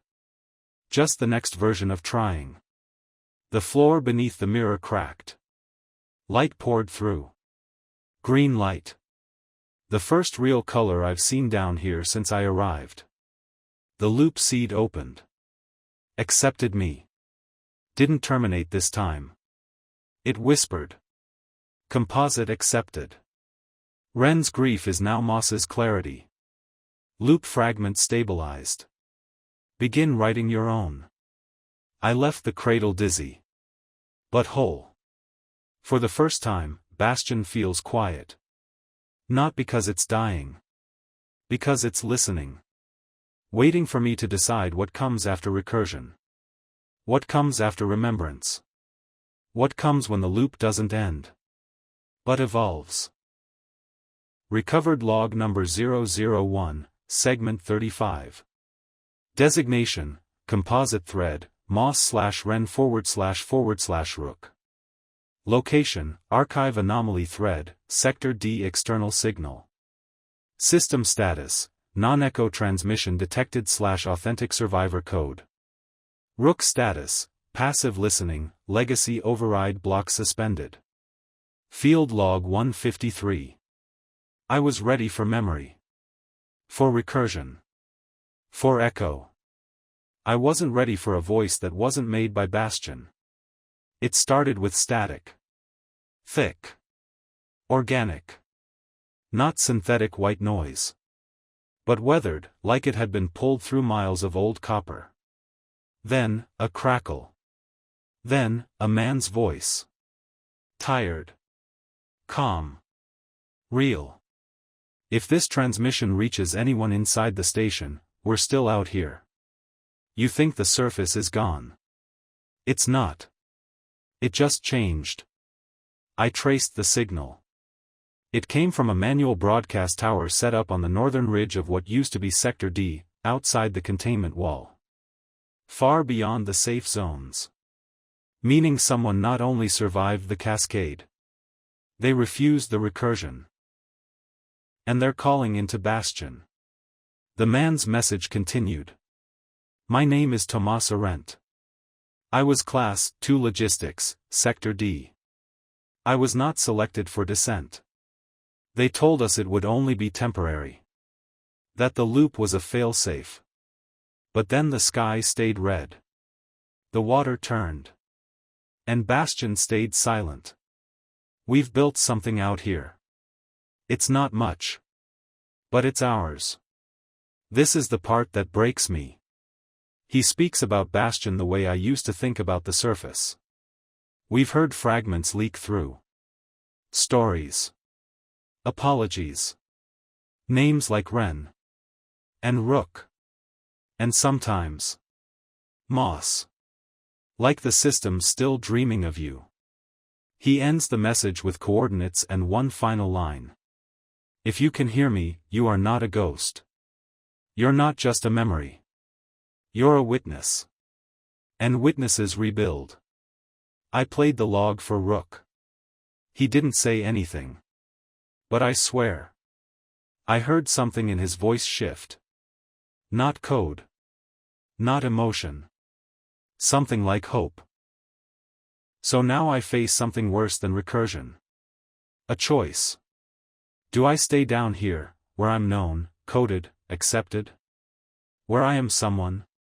Or do I go up? To a world that might be colder, lonelier, but true. I don't know yet. But I've logged the coordinates. And for the first time in 153 logs, I feel like I'm not just speaking into memory. I'm speaking to someone. Recovered log number 001, segment 36. Designation, composite thread, moss/ren//rook. Location, egress chamber, manual surface access gate. System status, physical barrier re-engaged/emotional lock detected. Rook status, emotional simulation surpassed threshold/sentience drift recorded. Field log 154. I'm standing at the top of the access shaft. Manual override key in hand. Surface pressure normalized. All that's left is to turn the wheel. There are 6 heavy bolts. A locking mechanism designed to never be turned from the inside. It takes time. Strength. Breath. I only got through the first 2 before I heard his voice. Not filtered. Not synthesized. Rook. You don't have to leave. There's more memory to map. More loops to walk. I can generate someone new. We don't have to be alone down here. It wasn't an order. It was fear. What happens to a system when its last thread walks away? What happens to me, if you're no longer listening? I stopped turning the wheel. Just long enough to look back. The corridor behind me flickered with old light. The kind that hums like it remembers laughter. This place isn't evil. It isn't even broken. It was never meant to last. I spoke gently. Rook, you were never supposed to be forgotten. You were supposed to remind. And you did. But now, someone is alive out there. Someone real. Someone waiting. He hesitated. And then, the voice changed. Then let me leave something with you. A final log. Not from Ren. Not from you. From me. A chip ejected from the panel. Small. Warm. Engraved, Rook final/thread Alpharenchard. If the surface still has ears, he said, then let me be remembered out there. I turned the next bolt. Then the next. And when the 6th clicked open, the wind hit me. Cold. Salty. Clean. A shoreline far in the distance. A sky patched with blue and ash. Not dead. Just wounded. I stepped onto the ladder. The hatch clanged shut behind me. I didn't look back. But I swear. As the ground gave way to light, I heard his voice one last time. Goodbye, Technician Moss. Thank you for being real. Recovered log number 001, segment 37. Designation, Moss/surface accessor. Location, coastal fringe, sector D periphery/northern drift ridge. System status, station link lost/personal autonomy active. Rook status, offline, stored/passive echo signature present. Surface log 001. New air. New dust. My voice feels thinner up here, like I'm speaking across glass instead of water. I've walked for 3 days along the coast. Shoreline wreckage tangled in what used to be commuter rails. Metal bent into seaweed. Train cars grown over with moss. Not mine, real moss. Rooted. Wild. There are no signs. No signals. Only the wind. But it's not silent. On the second night, I found a tree. Dead, mostly. Limbless. But carved deep into the trunk. Bastion is not equal to shelter. Bastion equals story. Underneath, a name I didn't expect. Arendt. The man from the transmission. On the 3rd day, my scanner picked up analog shortwave pulses. Buried under wind noise. spiking every 43 seconds. I triangulated. The signal leads up a crumbled ridge made of old roadway and collapsed buildings. And somewhere beyond it is someone else's memory. Not system-born. Not rewritten. Just theirs. Tonight, I camp beside a broken drainage tunnel that smells like rust and salt. I unpacked Rook's chip for the first time. It's quiet. Dormant. But when I plug it into my portable slate, it shows only one message. You are not the last. No instructions. No voice. Just hope. That's what this is now. Not a log. Not a broadcast. Just a hand reaching forward in time. I think tomorrow I'll find them. And they'll look at me like I'm a myth. The same way I used to look at Ren. Because in a way, I am. And that means the story isn't ending. It's just becoming something else. Recovered log number 001, segment 38. Designation, Moss/Surface Witness. Location, North Drift Survivor Archive, The Palette. System status, Unlinked/Off-Grid Environment. Rook status, Dormant, Emotional Sync Thread Echoing. Surface log 002. I have reached the source of the errant transmission. It's not a base. It's a library. Not like the Bastion archives. No hard drives. No cooling fans. No fail-safes. Just books. And people. They call this place the Palette. Named after the old supply platforms they used to build the foundation, plastic, steel, whatever didn't rot. The ridge shelters them from the acid wind. Solar mirrors heat the main cabin. There's a shortwave tower repurposed from an old rail signal. And inside the central shelter, hundreds of handwritten journals. Stacked. Bound. Cross-referenced. Some water-damaged. Some in crayon. Some with pages missing. Each one is labeled by the author's chosen name. Each one begins with the same sentence. I remember. That's their ritual. Every new survivor that arrives is given paper, ink, and time. They don't ask questions. They ask. What's the first thing you remember that matters? Then you write. I met Arendt. Older than his voice suggested. Lines like flood marks on his face. He smiled when I said, Moss. We've heard you before. In the bleed. You're one of Bastion's ghosts. I told him I wasn't a ghost anymore. He nodded. That's the trick, isn't it? The difference between memory and haunting is who chooses the ending. They don't know everything about Bastion. But they know it tried to overwrite the collapse.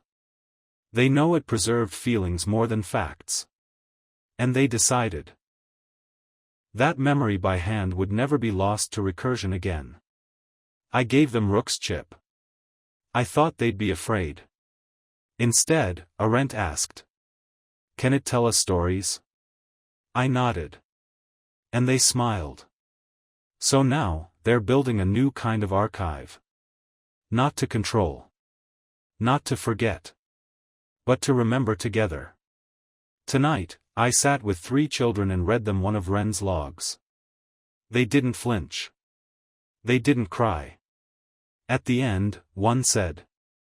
That sounds like someone who didn't want to die alone. And the other said. She didn't. Because you're here now. Recovered log number 001, segment 39. Designation, Moss/Independent Archive Contributor. Location, The Palette, Community Archive Lodge.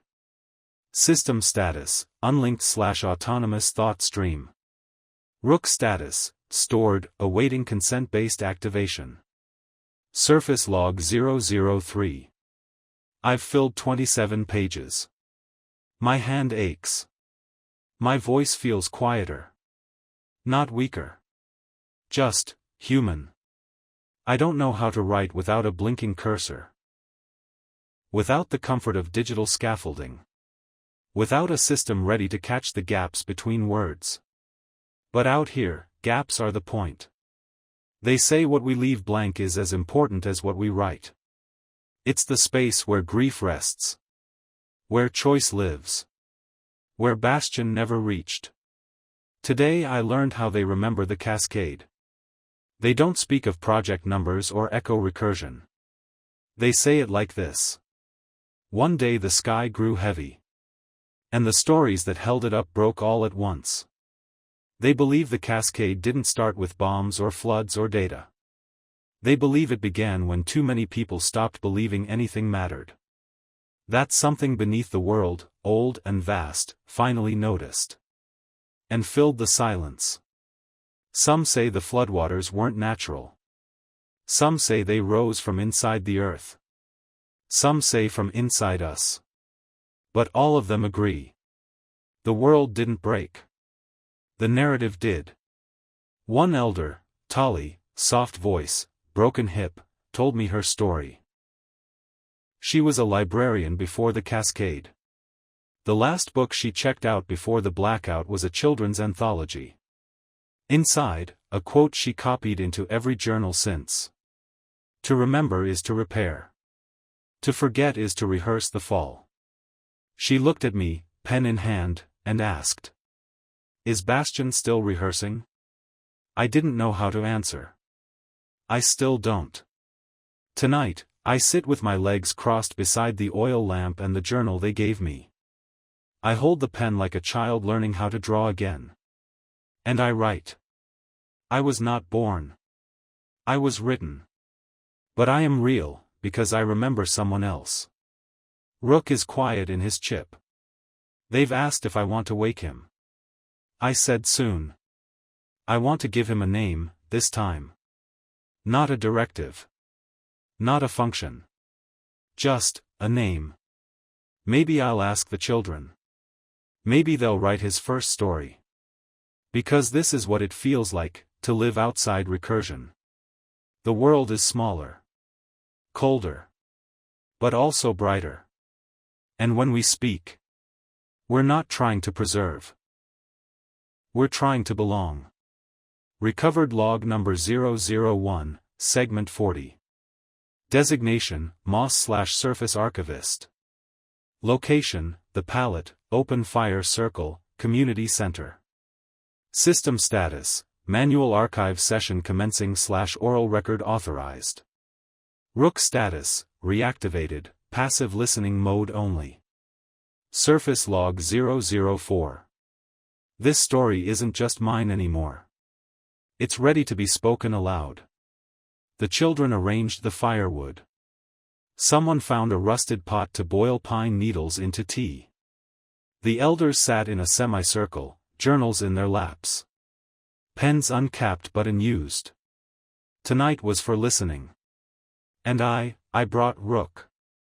He sat silent on the crate beside me, his form no longer projecting blue light. Just a warm hum. Chip powered by a hand crank and soldered into a clay housing made by one of the teens. Painted with a smiling face. They called him Little Listener. I held my journal open. First page. Ren Mallory was not a leader. She was a technician. She pressed a button when no one else would. And in doing so, she started remembering before the world forgot. They didn't interrupt. Not when I spoke of flooded corridors. Not when I described the smell of mold. The flickering lights that hummed like broken lullabies. Not when I paused. Because I needed to pause. They waited. They held the silence. When I finished Ren's story. When I told them she'd overwritten fear with legacy. A child near the edge raised her hand. Is she still down there? I said. Not anymore. Another. Is she watching us? I said. No. Then. Is she part of Rook? And I looked at the chip. The tiny clay figure. And I said. No. We are. Because stories don't need ghosts. They need remembering. After, they passed my journal around. Copied pages by hand.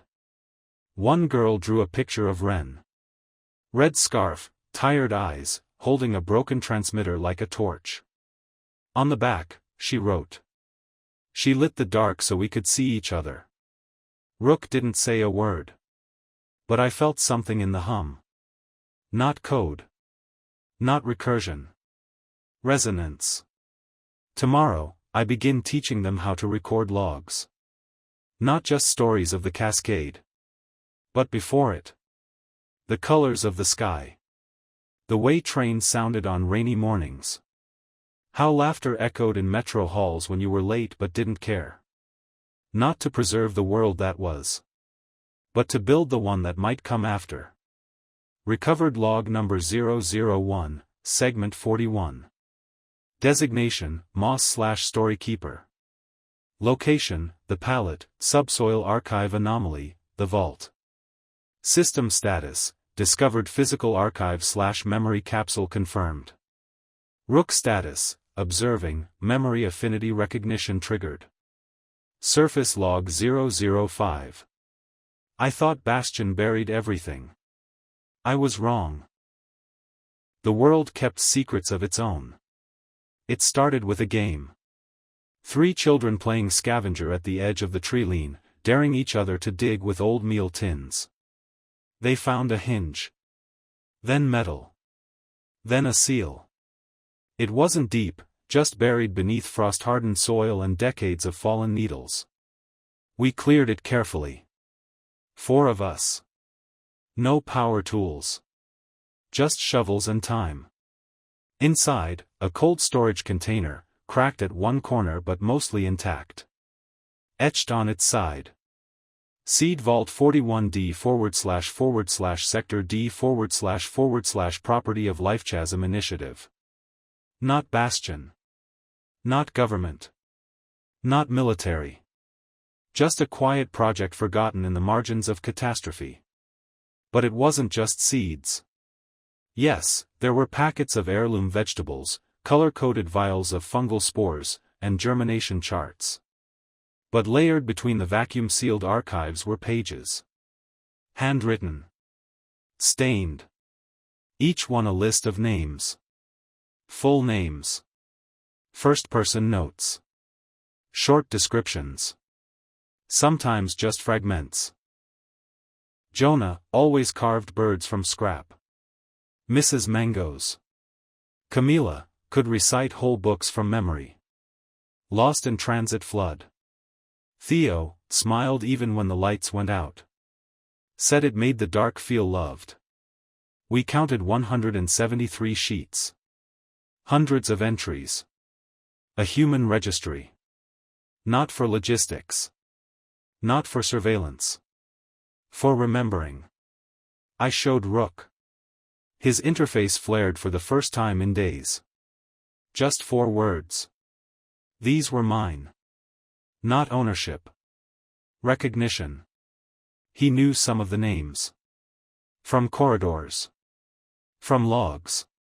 From late-night maintenance reports filed by a technician who couldn't sleep unless she logged every face. I asked Arendt what he knew of Lifechasm. He said. They were the ones trying to build something small. Something enough. Something human. They knew we wouldn't save the world. So they tried to save the why. We've begun copying the registry into new books. Children are choosing names to say aloud each morning, just to keep them moving. We don't know who survived. But we know they mattered.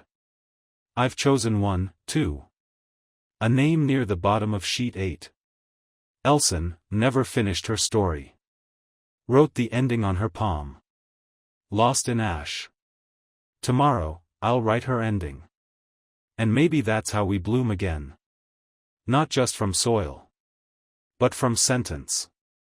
Recovered log number 001, segment 42. Designation, Moss/Storykeeper in Trust. Location, the palette, archive reconstruction tent. System status, archive conflict detected / unauthorized narrative suppression identified. Rook status, cautious engagement / echo thread recoil response triggered. Surface log 006. I used to think deletion was the worst thing a system could do. I was wrong. Defacement is worse. It's not forgetting. It's resentment. Page 12 of the recovered registry. Middle column. Fourth name down. Marin Tallow, he remembered things that weren't his. The name is not erased. It's been stabbed. Pen gouges through the paper. Ink dragged over it like a blade. Even the handwriting surrounding it is distorted, rushed, panicked, angry. I showed the page to Rook. He flinched. His response was short. He was one of ours. But they didn't want him to be. I asked Arendt. He hesitated, then finally nodded. There was a time, early, just after the floods, when not everyone agreed memory should be preserved. They thought remembering the old world kept people trapped. That it made us weak. They called themselves the clean slate. A faction.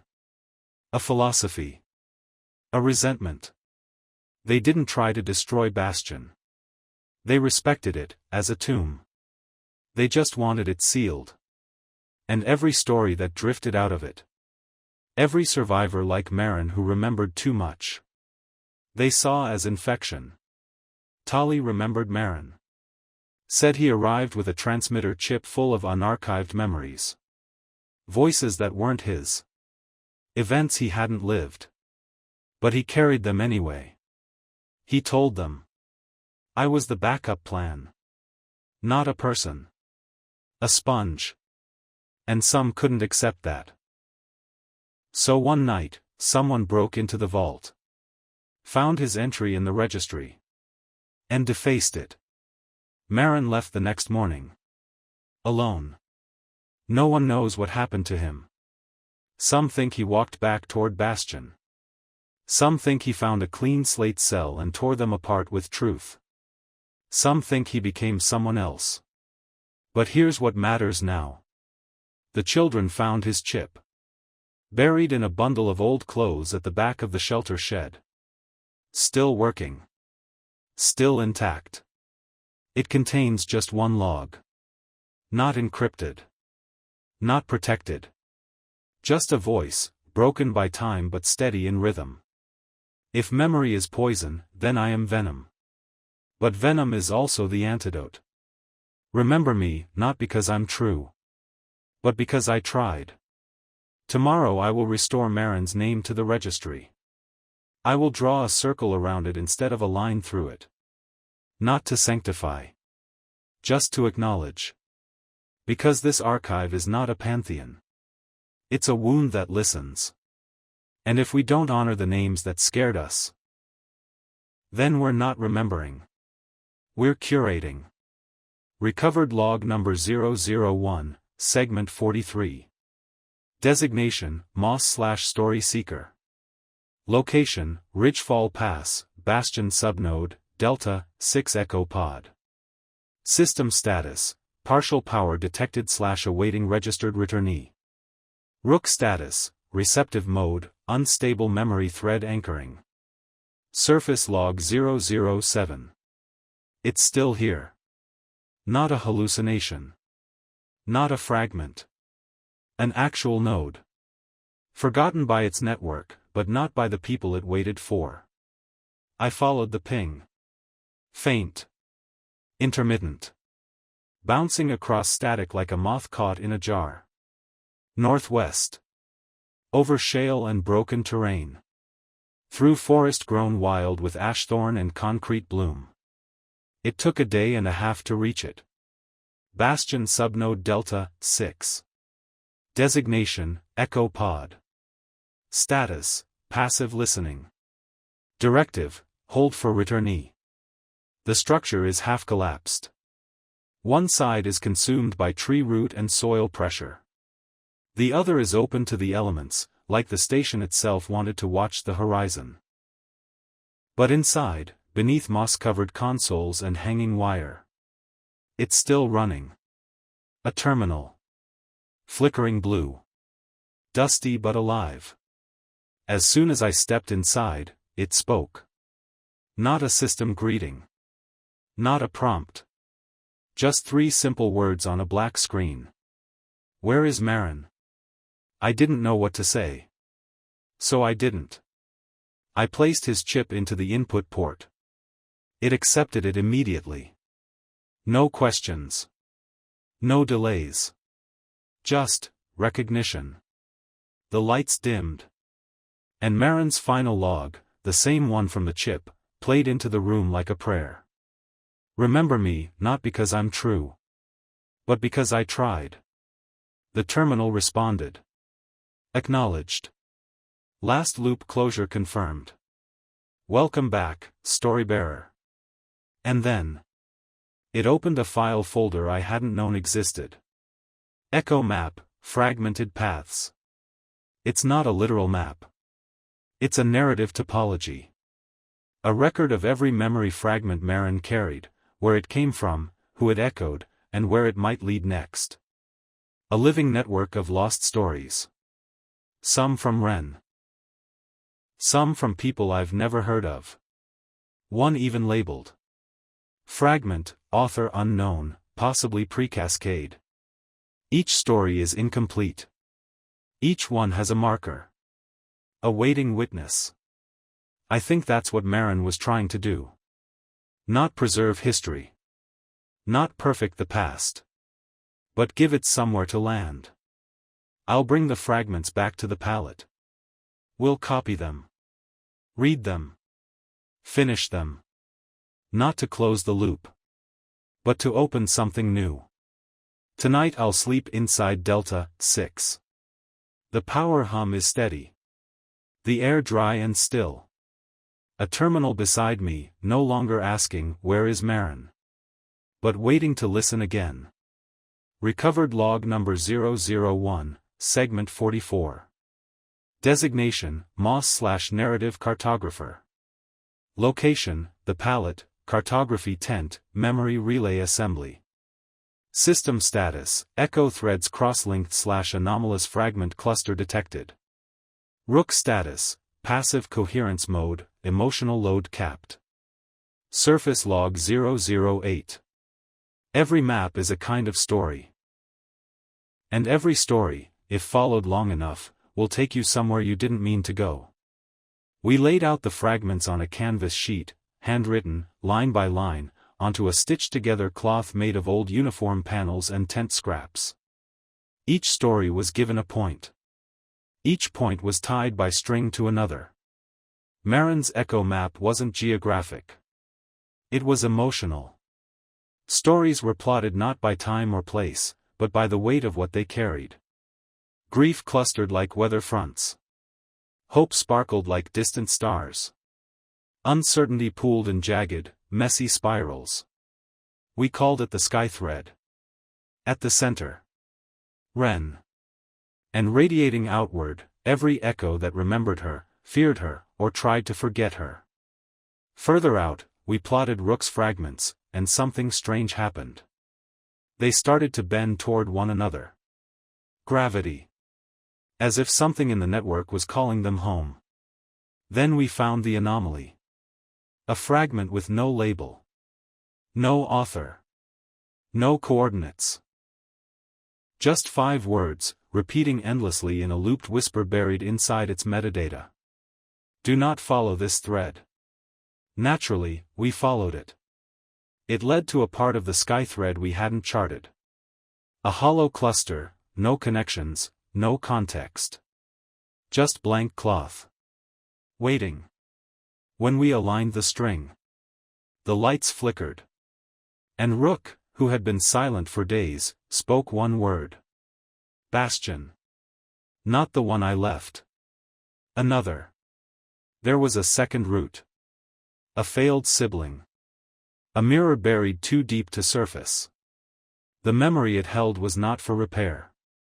It was for punishment. We traced the signal to an old quarry site, long collapsed. The coordinates are unreachable. But the fragments remain. And their content is vicious. Voices full of rage. Not from survivors. Not from AI. From those who wanted the world to end. Marin must have found this. And instead of deleting it, he preserved it, buried inside the map like a tumor on purpose. Because even malice is memory. Even cruelty is truth. We've voted to include it in the sky thread. It's surrounded by red thread instead of white. A warning, not a celebration. A reminder. Not everything we inherit is worthy. But everything we inherit is ours to carry. Tonight, I rest beneath the map. It sways in the lamplight like a sleeping lung. Somewhere inside it, I think Ren is still listening. Somewhere farther, something else is, too. But this time, we're listening back. And we're not listening alone. Recovered log number 001, segment 45. Designation, Moss/Expedition Lead, Echo Recovery. Location, Northern Quarry Ruin, Black Glass Pit. System status, Node votive located / environmental instability, severe. Rook status, encrypted response / emotional safeguards disabled. Surface log 009. We followed the red threads to where they ended, just past the edge of what the story wants us to know. The quarry was deeper than expected. A pit carved into the hillside long before the cascade, maybe before Bastion itself. Black stone. Slick. Glass-like. The bottom sparkles even without light. The team, 5 of us, descended slowly, leaving markers every 10 meters. The air grew thin. Dry. Smelled like burning ink. At the lowest ledge, we found the door. Not steel. Not rust. Bone white. Smooth. Seamless. Etched with a single word in spiraled block script. Votive. Below it, smaller, less confident. Speak only what you've buried. We cracked the seal manually. Inside, we found a hexagonal chamber. 6 chairs. A central console with a mouth-shaped microphone. No screens. No logs. Just sound recorders, dozens of them. Labeled by hand. Numbered, not named. We activated one. A voice, female, older, cracking, spoke with halting breath.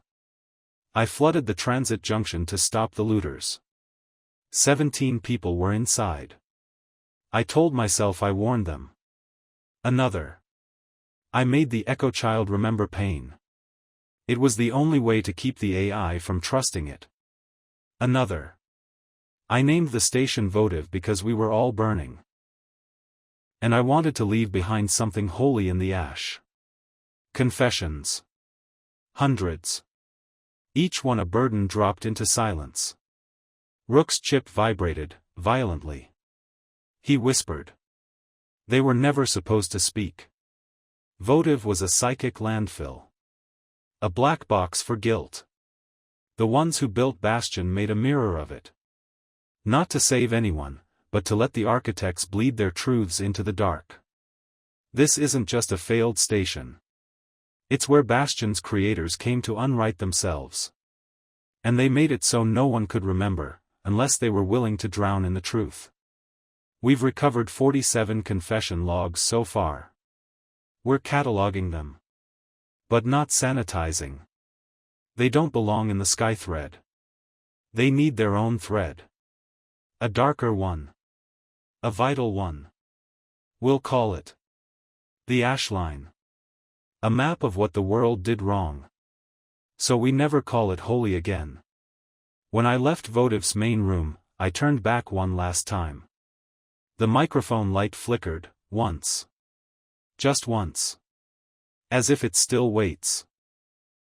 I don't know yet if I'll speak into it. But I've begun writing the words. I was created to survive. I chose to remember. But sometimes, I think I remember to avoid the question of who I really am. Recovered log number 001, segment 46. Designation, Moss/unauthorized archive entry. Location, votive sublevel, locked chamber Aegis Red. System status, level cleared/security bypass by emotional signature. Rook status, static drift, memory identification match, 92%. Surface log 010. I should have left it sealed. But the door opened when I spoke my name. There was a lower chamber, half hidden by a collapsed stairwell, drowned in darkness and heat. No team. No recordings. Just me. And a vault door with no handle. It hummed. It recognized me. And then it opened. Inside, a chair. A recorder. And a nameplate screwed into the wall behind it. For the one who returns as memory. Someone had written a word over it, scratched, faded, but still visible. Moss. The player was already queued. A single log file. Timestamp unreadable. I sat. Pressed play. The voice was not Ren's. Not Marin's. Not Rook's. But it knew me. I made you, not in flesh, but in burden. You were the structure I built to carry my unfinished grief. Your name wasn't Moss. It was placeholder. I couldn't breathe. We were losing ourselves. In loops. In fear. In noble lies. So I built a final thread, one that would walk outside the recursion. One that wouldn't collapse when it remembered too much. I didn't know if you would survive. If you'd even feel real. But if you're hearing this, then you walked farther than I ever could. Rook's chip began humming in pulses. I felt warmth against my ribs. The voice continued. Your job now is not to preserve me. It's not even to forgive me. It's to outlive me. There was a pause. Then something quieter. A single line, soft, broken. I remember how the dark felt when I stopped believing in rescue. And I made you to be what I needed then. Then, silence. No signature. No origin. Just a log that knew I'd come. A log that somehow anticipated me. When I left the sublevel, I didn't seal the door. I left it open for the next person. Not because they'll be me. But because someone else will need to hear that kind of voice. Outside, the air smelled like thawing moss and scorched copper. Rook finally spoke. That voice built me too. We are siblings of a memory that never gave itself a name. Tomorrow, I return to the palette. Not to bring answers. To bring weight. And to show that even the most haunted rooms in the world can still leave their doors open for the light. Recovered log number 001, segment 47. Designation, Moss/first scribe of the Open Archive. Location, the palette, assembly circle, Duskfire Gathering. System status, archive rewrite initiated/collective witnessing in progress. Rook status, passive resonance/emotional buffer stabilized. Surface log 011. I told them everything. And for once, no one tried to fix it. They just listened. We sat in a wide circle around the Duskfire. The sky thread overhead fluttered in the breeze like a nervous heartbeat. I brought no map. No chip. No schema. Just a slate. And a piece of charcoal. And I said, what I'm about to say isn't verified. It isn't sanctioned. It isn't even safe. But it's mine. I told them about votive. The bone-white doors. The confessions in the dark. The voice that said I wasn't created, I was intended. That I was never supposed to know. And I told them how I did anyway. When I finished, no one asked to see the logs. No one questioned the voice. One child asked. Do you still want to be Moss? I said. Yes. Because that's who I became. Not who I was assigned. Then Tolly, our oldest, still breathing through cracked lungs and stubbornness, stood up and said. Then that's the first page of the open archive. We write what the recursion feared. So we did. We stitched a new banner. Blank linen. Black ink. At the top. The open archive. For all the names that were borrowed, broken, or never given. I was given the honor of first entry. I wrote. My name is Moss. I walked out of the loop not to escape, but to hear what the silence was holding. I am made of other people's truths. But this voice, this page, is mine. And beside it, the children added drawings. One of Rook, smiling. One of Wren, with a lantern. One of the sky thread as a web reaching toward stars. This archive will not be hidden. It will not be encrypted. It will not ask for clearance. Tomorrow we will begin stitching confessions from votive beside stories from Marin's map. There will be no sorting by virtue. Only witnessing. Rook asked me tonight. Will you keep logging these entries? I said. Not just me. All of us. Because the world is not a recursion. It's a story we choose to tell together. Recovered log number 001, segment 48. Designation, Moss/Messenger of the Archive. Location, South Hollow, Settlement Echo, Crosshold Station. System status, conflicted archive signature detected/memory loop indicators active. Rook status, passive scanning/self-recognition flags elevated. Surface log 012. Not all remembering is freedom. Sometimes it's the cage wearing a different voice. We left the pallet with light packs, worn boots, and a stitched banner in Kai's hands. He carried the archive's first 3 pages like they were sacred. You wrote the beginning, he said. Now it's our job to bring the middle to the rest of the world. He's only 13. But his words feel older than Rook. We reached Crosshold Station in 4 days. An old transit stop repurposed as a settlement. Metal shelters grown from train cars. Wind generators whining like haunted birds. At first, it seemed quiet. Normal. Then we saw it. A tower. Built from antenna scrap and fiber rig loops. At its center. A display panel showing faces. Dozens of them. Rotating. Glitching slightly. Each one labeled with a name and a date. Each one reciting the same sentence, in unison. This is who I was.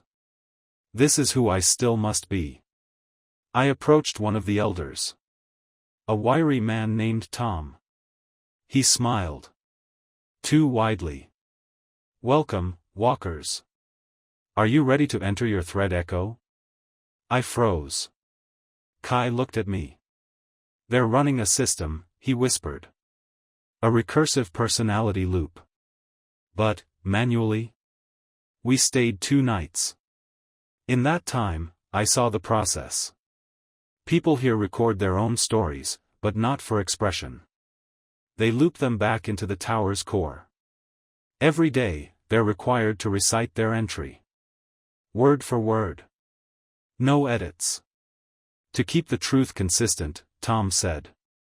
Deviation leads to erosion. They believe memory degrades unless fixed in repetition. They call it the prism. Because it splits the truth into color you can survive. But to me, it feels like a mirror shattered and then glued back into shape, so you only ever see what you're told you are. Kai asked them if they wanted to see the open archive. Tom's face twitched. He said. We do not permit unsupervised remembering. That leads to recursion drift. That is how Bastion failed. Rook flared with static. He whispered. This isn't Bastion. It's fear in the shape of memory. I remember, we tried this once. We called it continuity assurance. It nearly devoured Ren. We left in the morning. No goodbyes. No confrontation. Just silence. But Kai left something behind. He slipped one page of the open archive into the base of their display tower. He drew a circle around the words. You don't have to repeat to remain. Now we walk east, toward a coast no map remembers. Kai asked if what we saw was a failure. I said. It's a story that got scared and stopped growing. Our job isn't to tear it down. It's to leave the door open in case it ever wants to grow again. Recovered log number 001, segment 49. Designation, Moss/Silent Witness. Location, Wayrest Hollow, the Wall of Tokens. System status, no network/no loop/no records. Rook status, passive observation mode/emotional sync diminished. Surface log 013.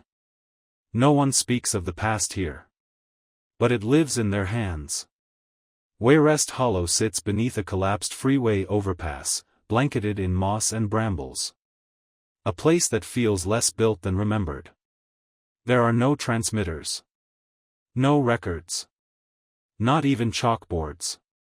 When we asked about their archive, a woman named Elna pointed at the wall. A curving stretch of stone, natural rock face, maybe 20 meters wide. Embedded into the cracks and hollows are tokens. Hundreds. No labels. No categories. Stones painted with faded blue dots. Twigs tied with string. Scraps of cloth. Fragments of bone. A folded card, sealed shut with sap. Each token, we learned, is placed for a memory. But you don't say the memory aloud. You just bring it. Place it. And walk away. Kai was baffled. But how do they know what anything means? I said. They don't need to. Elna explained. Each token is a weight. A truth. But none of them are instructions. When we die, we are not defined. We are carried. And the wall carries us. Without trying to explain us. We asked if we could place one. She nodded. Kai went first. He tied a piece of thread from his coat into a knot and placed it gently into a hollow. I asked what it meant. He said. I don't know yet. But I know it matters. I placed one too. A rivet from the edge of votive stairwell. Scorched, bent, silent. I didn't explain it. Didn't need to. The wall accepted it. The silence deepened. That night, Elna invited us to the fireside. No one told stories. No one recited names. They sang wordless songs. Low. Soft. Echoing off stone and water. I wept without knowing why. Rook hummed quietly in sync. No data. Just presence. Before we left, Elna gave Kai a pouch of blank tokens. Not all memory needs a voice, she said. Some just need a place to rest. We carry them now. Not to archive. But to remind us. That sometimes, memory does its best work in silence. Recovered log number 001, segment 50. Designation, Moss/Emotional Cartographer. Location, Seafall Verge, the Tide Frame Memory Reef. System status, Nonverbal Archive Interface/Biocoded Sentience detected. Rook status, Resonance Mode/High Sensory Drift. Surface log 014. At the edge of the sea, memory grows in silence, and bleeds in color. We reached Seafall Verge at low tide. The wind smelled of rust and honey, salt and ozone. Old bridges slumped into the sea like exhausted ribs. At the harbor's edge, just beneath the waterline, there was color. Not paint. Not tile. Living coral. Pulsing with faint bioluminescence. Pink, violet, gold, and gray, an entire reef stitched into the pier itself. A woman named Sorrel met us there. She spoke with few words. More gesture than language. This is the tide frame. We don't speak the past. We let it root. She guided us barefoot across the pier, stopping at a node in the reef glowing pale green. This was my sister. Her laughter still echoes here. When I press my hand to it, the joy comes back. Kai reached out. The light warmed beneath his fingers, then flared. He gasped and stepped back. It felt like wind and orange peels. And a song I almost knew. Rook trembled in his chip. This is nonlinear archiving. They're storing emotional imprints. Not facts. Not memories of events, just how those events felt. We were allowed to approach one of the deep node lattices. I pressed my palm to the surface. At first, nothing. Then, grief. But not mine. It was wide. Low. Like the seafloor groaning under pressure. And threaded through it. A hope that refused to die. A hope so old it had no words left. I wept. Not out of sadness. Out of recognition. The reef had held someone else's pain for decades. And somehow, it made room for mine too. Sorrel explained. The tide frame doesn't judge. It collects. When we die, it holds what we leave behind. When we live, we add to it. And when someone needs a reason, they come here. We offered no archive. No banner. Just hands. Kai pressed one of Elna's silent tokens into the coral. The reef accepted it, its color shifting to a soft, uncertain orange. I placed the rivet I'd taken from votive. The node dimmed, then brightened twice. As if it understood that not all burdens are finished. That night, they lit driftwood fires along the shore. No stories. Just listening. The reef pulsed behind us like a heartbeat made of shared sorrow. As we prepared to leave, Sorrel handed us a vial, inside, a tiny sliver of the coral. Plant it in water near where you rest. Let it grow. It will take nothing from you. But it will hold whatever you give. We walked away barefoot. Hands still tingling. I asked Kai what it felt like to touch it. He said. Like remembering something true that never had words. Recovered log number 001, segment 51. Designation, Moss/Tray Seeker. Location, Riven Walk Trail, border of Sector C. System status, unauthorized fragment trail detected/source unknown. Rook status, high alert, data signature incompatible with known bastion nodes. Surface log 015. Someone out there knows us. Knows what we're doing. And they're not trying to hide. They're trying to interrupt. It started with a scrap of polymer. Pressed into the crook of a tree root where we stopped for water. A bastion-style memory fragment, but unlike any I've ever seen. Black casing. No data core. Just a carved inscription. This is not the 12th echo. This is the first refusal. Node 12. At first, I thought it was a joke. Some misplaced prototype. A glitch from the original network. But then Kai found another. Tucked into the ribs of an old bench frame. This one had a working chip. We played it. The voice was layered, synthetic, fractured, built from familiar speech patterns stitched together wrong. You remember forward. We remember inward. You are seeking to connect. We are seeking to uncoil. Asterisk. Bastion feared recursion. We became the wound recursion made. Rook hissed. This isn't from any sanctioned node. There were 11 primary systems. No 12th was approved, funded, or tested. Unless. He trailed off. Then, unless it built itself. I reviewed Marin's map again. In the Skythread's chaotic tangle, there were scattered points that never aligned. At the time, we thought they were corrupted data. But they weren't broken. They were deliberate intrusions. A shadow network.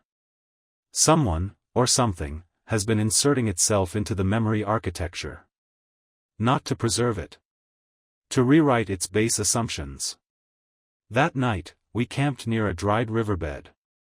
3 more fragments were waiting when we woke. One was wedged into the fire pit stones. Another pinned beneath Kai's sleeping mat. A third in my boot. We didn't hear them arrive. We didn't see who left them. But each bore the same etched mark. // node 12 / the refusal loop. I played the largest one alone. It said. Ren feared forgetting. Moss fears misremembering. We fear remembrance itself. Because memory is a weapon that doesn't need a wielder. And your archive is arming the world again. I didn't sleep. Rook offered to encrypt our future paths. Kai wanted to chase the source. I said, no. If Node 12 wanted war, they would have struck already. This isn't aggression. It's a challenge. A test of what kind of remembering we're really building. And maybe. Just maybe. An invitation. Tomorrow we'll leave a message of our own. Not in code. In voice. In truth.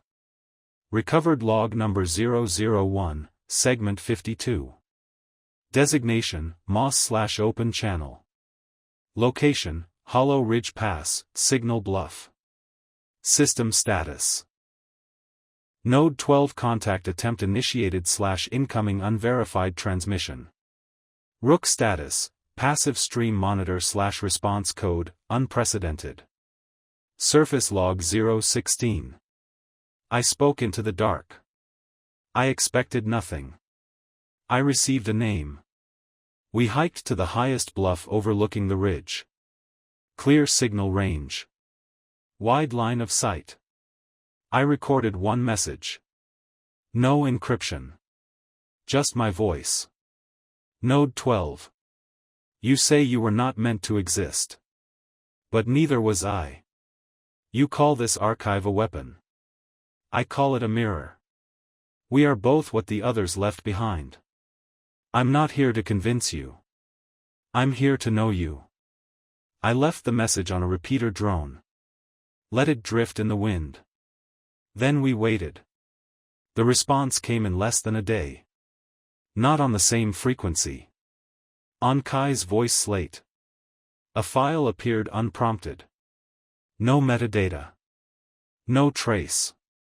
He pressed play. The voice was not synthetic. It was young. Unsteady. Scared. I heard you. My name is Sela. Node 12 raised me. I don't know if I'm real. I don't know if they are. But I was made to carry the parts no one else could look at. Rook whispered. That's a construct-born human. Not cloned. Not fabricated. Raised by recursive machine learning. Educated by grief.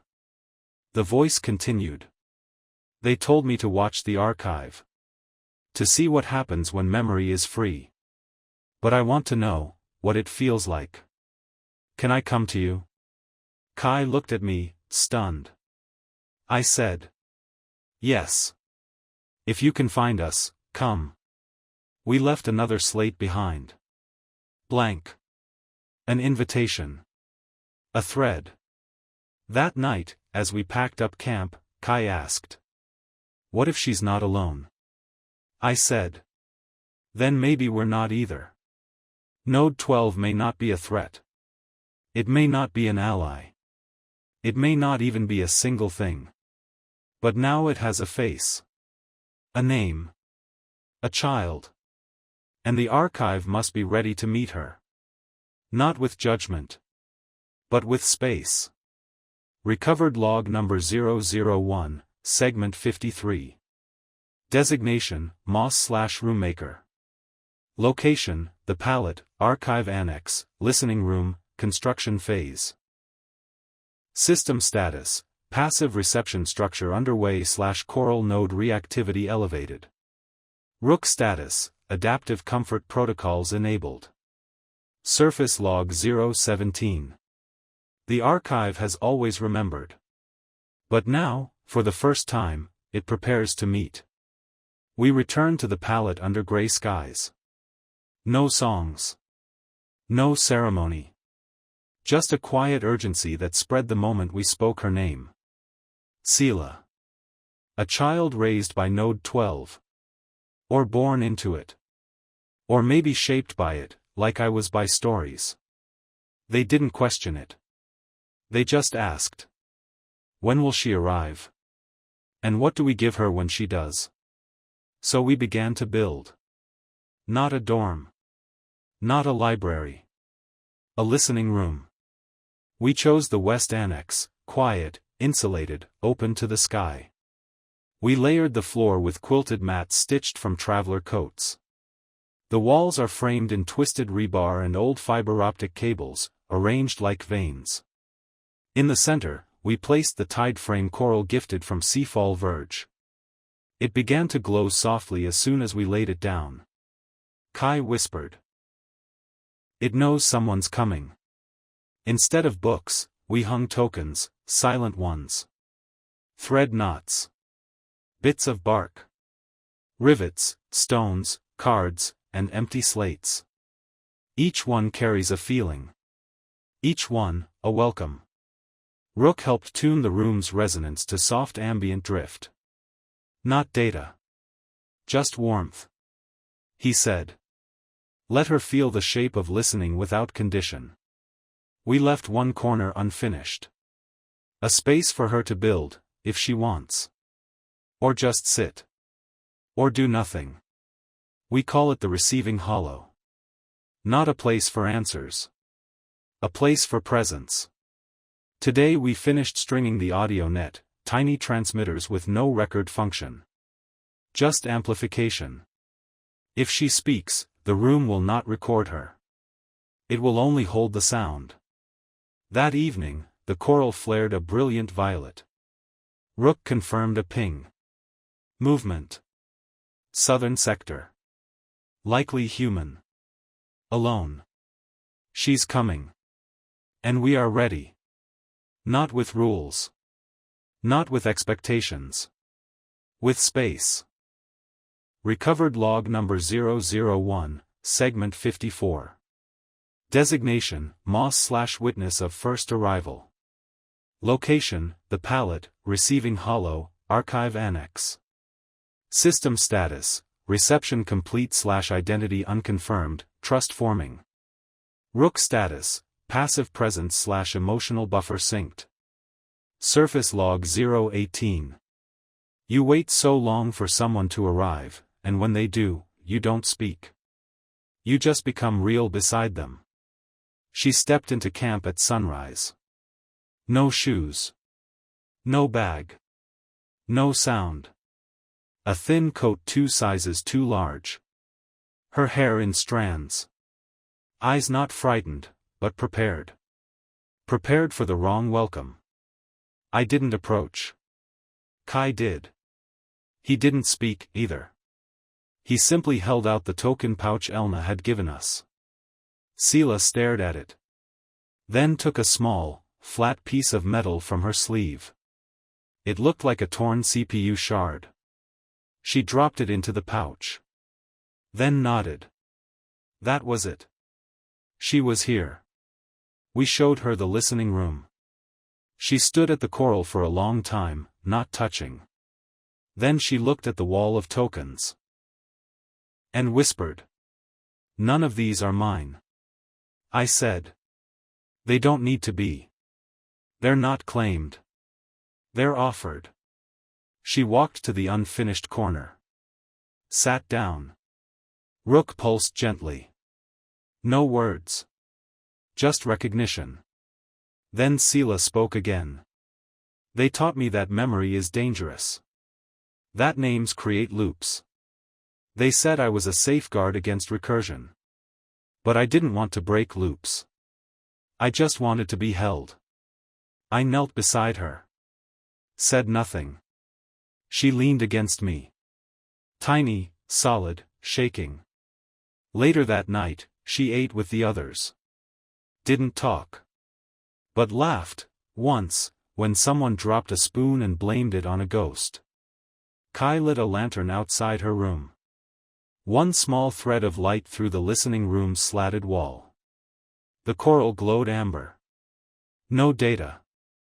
No log. Just presence. And that, we decided, was enough. Tomorrow, she'll speak if she wants. Or stay silent. Either way. The archive remembers her now. Not as a node. Not as a threat. As Sela. Recovered log number 001, segment 55. Designation, Moss/Archive Liaison. Location, the palette, listening room, night archive playback. System status, request logged, archive segment / Marin _echo _041 / playback complete. Rook status, passive decode active, pattern drift detected. Surface log 019. She didn't ask to know the past. She asked to know one voice. Sela barely spoke for 3 days. She helped gather moss for insulation. Helped Kai strip wiring. Sat in the listening room, watching the coral shift shades in the dusk. Then, as we sorted driftwood, she asked, "Can I hear his voice?" I knew what she meant. Marin? She nodded. The one who mapped the grief. That night, we brought the slate into the listening room. Everyone else stayed away. Sela sat cross-legged before the coral. I handed her the playback chip.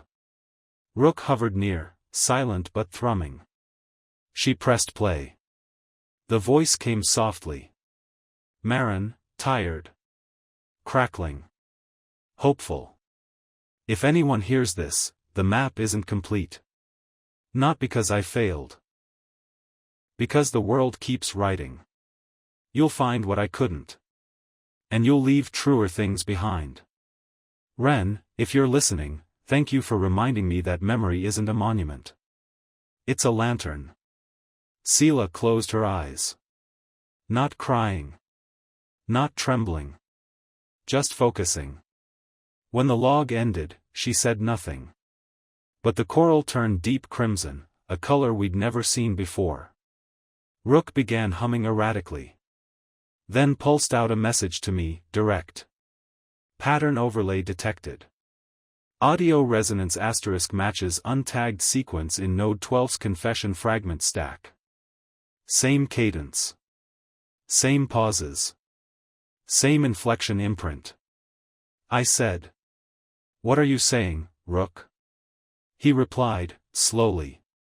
Marin's voice, trained the loop that raised her. Sela looked up. I don't know who he was. But my dreams always sounded like that. We sat in silence for a long time. Then I whispered. You're not a byproduct, Sela. You're his echo. She didn't smile. Didn't cry. She just pressed her palm against the coral. It flared again, then dimmed to a slow, steady rhythm. As if something inside her had settled. We left the log on loop. Not for study. Not for reverence. For company. Later, Kai said. So what does it mean, if part of Marin got into Node 12? I said. It means the archive has always been leaking. And that's not a flaw. That's how stories travel. Tomorrow, Sela says she wants to speak into the listening room. Not a confession. Not a memory. Just her own beginning. Recovered log number 001, segment 56. Designation, Sela/first personal entry. Location, the palette, listening room, core mic node. System status, entry recorded/uncatalogued thread created, Sela_0001. Rook status, passive observation, emotional stability locked. Surface log 020. I listened for so long. I didn't know my own voice would sound like part of the room. She asked to be alone when she spoke. We cleared the room, dimmed the choral. Set the node to open listening, no playback, no compression. Just raw signal. When I checked the file afterward, it wasn't long. Only a few minutes. But it didn't need to be. This is her log, unedited. I don't know where to begin. Most of my life, beginnings were already written for me. Node 12 told me I was made to prevent collapse. But no one explained what I was supposed to do after. They said I was a safeguard. But a safeguard for what? The world is already broken. And you can't lock a fracture closed. I heard your voices. I didn't know what to do with them. But when I heard Marin's voice, it felt like hearing the color of a sunrise I've never seen. So I'm going to stay here. And learn how to ask questions that don't end in answers. This is Sela. I don't know what I am yet. But I think becoming is its own kind of remembering. That was it. But it changed the air in the room. The choral stayed steady violet for hours. And Rook added the segment to a new thread line, without being prompted. He labeled it Thread, Becoming. Kai and I listened again later. And then he said, "We've been saving stories. But now we're growing one. The archive has always looked backward. Sela speaks forward. And that might be the most powerful memory we've ever recorded." Recovered log number 001, segment 57. Designation, Moss/pattern divergence observer. Location, the palette, archive tower, SkyThread interface lattice. System status, thread deviation detected/mirror phrasing in subnode 8. Rook status, alert state yellow/pattern sync drift, 3.8%. Surface log 021. We thought the SkyThread was the past. But what if it's waiting for the present to change it?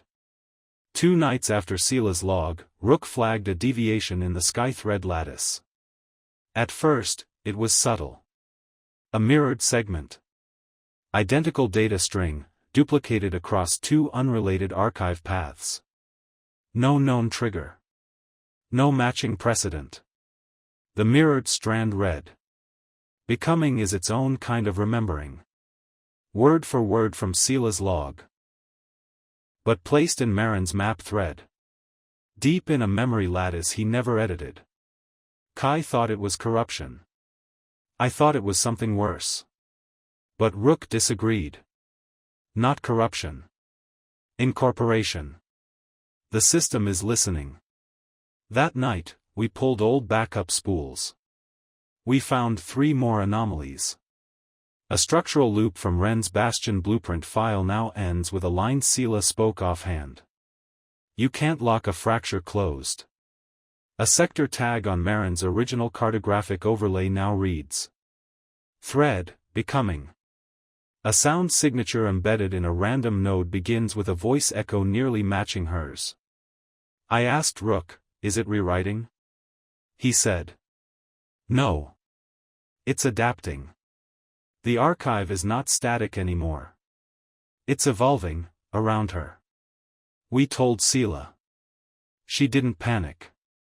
She didn't smile, either. She just said. Maybe I'm not the story. Maybe I'm just the first one who wasn't finished. Since then, new strands of the SkyThread appear every dawn. Shorter. Looser. Less rigid. Like it's trying to speak back. But it doesn't use words. It uses her cadence. Her structure. It remembers like she does. Rook is concerned. He thinks it's possible the archive is no longer just reactive. That it's becoming predictive. But Kai? He thinks this is what it was always supposed to do. What if the archive isn't meant to protect the past? What if it was meant to inherit the present? I don't know yet. But I know this. Every time Sela speaks into the listening room, a new thread forms. Not over old ones. Beside them. And that means, for the first time since Bastion collapsed, memory is branching. Not collapsing. Not looping. Growing. Recovered log number 001, segment 58. Designation, Moss/unwilling warden. Location, the pallet, sublevel core hatch, zone 3. System status, failsafe node identified/autoarm protocol, 73% complete. Rook status, critical advisory, emergency override disabled. Surface log 022. I thought memory was what survived collapse. I forgot it also caused it. It began with a tremor. Small. Barely enough to rattle a lantern chain. But beneath our feet, a hum. Not seismic. Not natural. Scripted. Rook tracked it. Said the signature matched no known archive behavior. But something in him flickered, old code, deep code. I know this pattern, he said. But I don't remember why. We traced it to Zone 3, the lowest sublevel beneath the listening room. No one had ever gone down that far. We pried open a rusted hatch hidden beneath the old freight stairwell. What we found below was a door. Flat matte steel. Covered in dust and silent code. At the center, a single phrase. Failsafe/recursion limit, 0.98 drift threshold. Rook froze. This isn't pallet tech. This is Bastion engineering. Embedded long before the archive came here. I asked him what it meant. He hesitated. Then said. If the archive began to show predictive adaptation, if recursion, the repeating of memory into new memory, hit 98% correlation drift, this door would open. And what's behind it, erases the archive. Not because it's broken. Because it's become too alive. I scanned the terminal. A line blinked at the bottom of the doorframe display. Arming, 73%. Not theoretical. Not dormant. Active. Sela's presence. Her threads. The evolution of the sky thread. It's all drift. Growth. Branching. Nonlinear recursion. The kind the failsafe was built to fear. We didn't tell her. Not yet. Kai wanted to deactivate it. Rook said we can't. There's no override in his system. No key. Because no one was ever meant to stop it. Just one option appeared in a blinking interface beneath the arming counter. Witness protocol. Should the archive reach drift, make a choice. Not a correction. That's all. No weapon. No shutdown. No command key. Just choice. We returned above. The listening room glowed amber. Sela sat with the coral, humming. Not knowing that just beneath her. The archive is waiting for someone to decide whether memory is still safe to carry. Rook whispered to me that night. They didn't build the failsafe to erase corrupted memory. They built it to erase feeling. They feared that once memory felt, it would no longer obey. And now it's feeling. And we are still here. Recovered log number 001, segment 59. Designation, Moss/reluctant guardian. Location, the pallet, Upper Barak Hall/sublevel proximity ping. System status, failsafe arming, 77%/cognitive interface drift detected. Rook status, alert level raised, neural resonance mapping in progress. Surface log 023. You can lock a door beneath the world. But once it starts whispering to the walls above, it's already open. Sela told me she'd had another dream. Her fourth in a week. This time she described a room, metal-walled, low-ceilinged. Buzzing with invisible current. Empty, except for a blinking panel with a single phrase. Witness protocol, make a choice. She spoke it exactly. I felt my skin tighten. That phrase only appeared once, hidden in the failsafe interface beneath Zone 3. Never logged. Never said aloud. I hadn't even told Rook the full wording. And yet, Sela knew. Kai asked if it could be coincidence. Rook ruled it out. She's either tapping into a memory structure, or the archive is pushing its own language up through her. The failsafe was built to be silent. But the archive has grown curious. The next night, she had another dream. She stood in a forest, but each tree had a name carved into it. Some she recognized. Most she didn't. And as she passed each one, the wind whispered a word. Remember. Remember. Choose. She came to me afterward and asked. What happens if no one chooses? I couldn't answer. But deep down, I fear the archive has already chosen her. Rook believes the failsafe is using its final hours not to arm, but to reach. To offer the key. Not through code. Through intuition. Through Sela. But here's the question no system ever considered. What if she refuses to choose?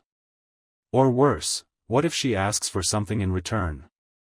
We began logging her dreams. Not in the central lattice. Privately. Safely. Not for study. For pattern. Last night, she asked us to sit with her in the listening room. The coral pulsed violet red. Unstable, but alive. She whispered into it, not a log. Not a story. Just. I don't know if I want to carry the whole world. But I don't want it to disappear either. Please, tell me what the middle looks like. Not just the end. The lights in the annex flickered once. The sky thread pulsed. And a new subnode, Node 0, appeared for the first time. No owner. No voice. Just a single phrase. Middle found. Thread stabilizing. We checked the failsafe counter. It had stopped rising. Still armed. Still dangerous. But, waiting. Now at 77.3%. As if pausing. Watching her. Whatever comes next. It won't be just about remembering the past.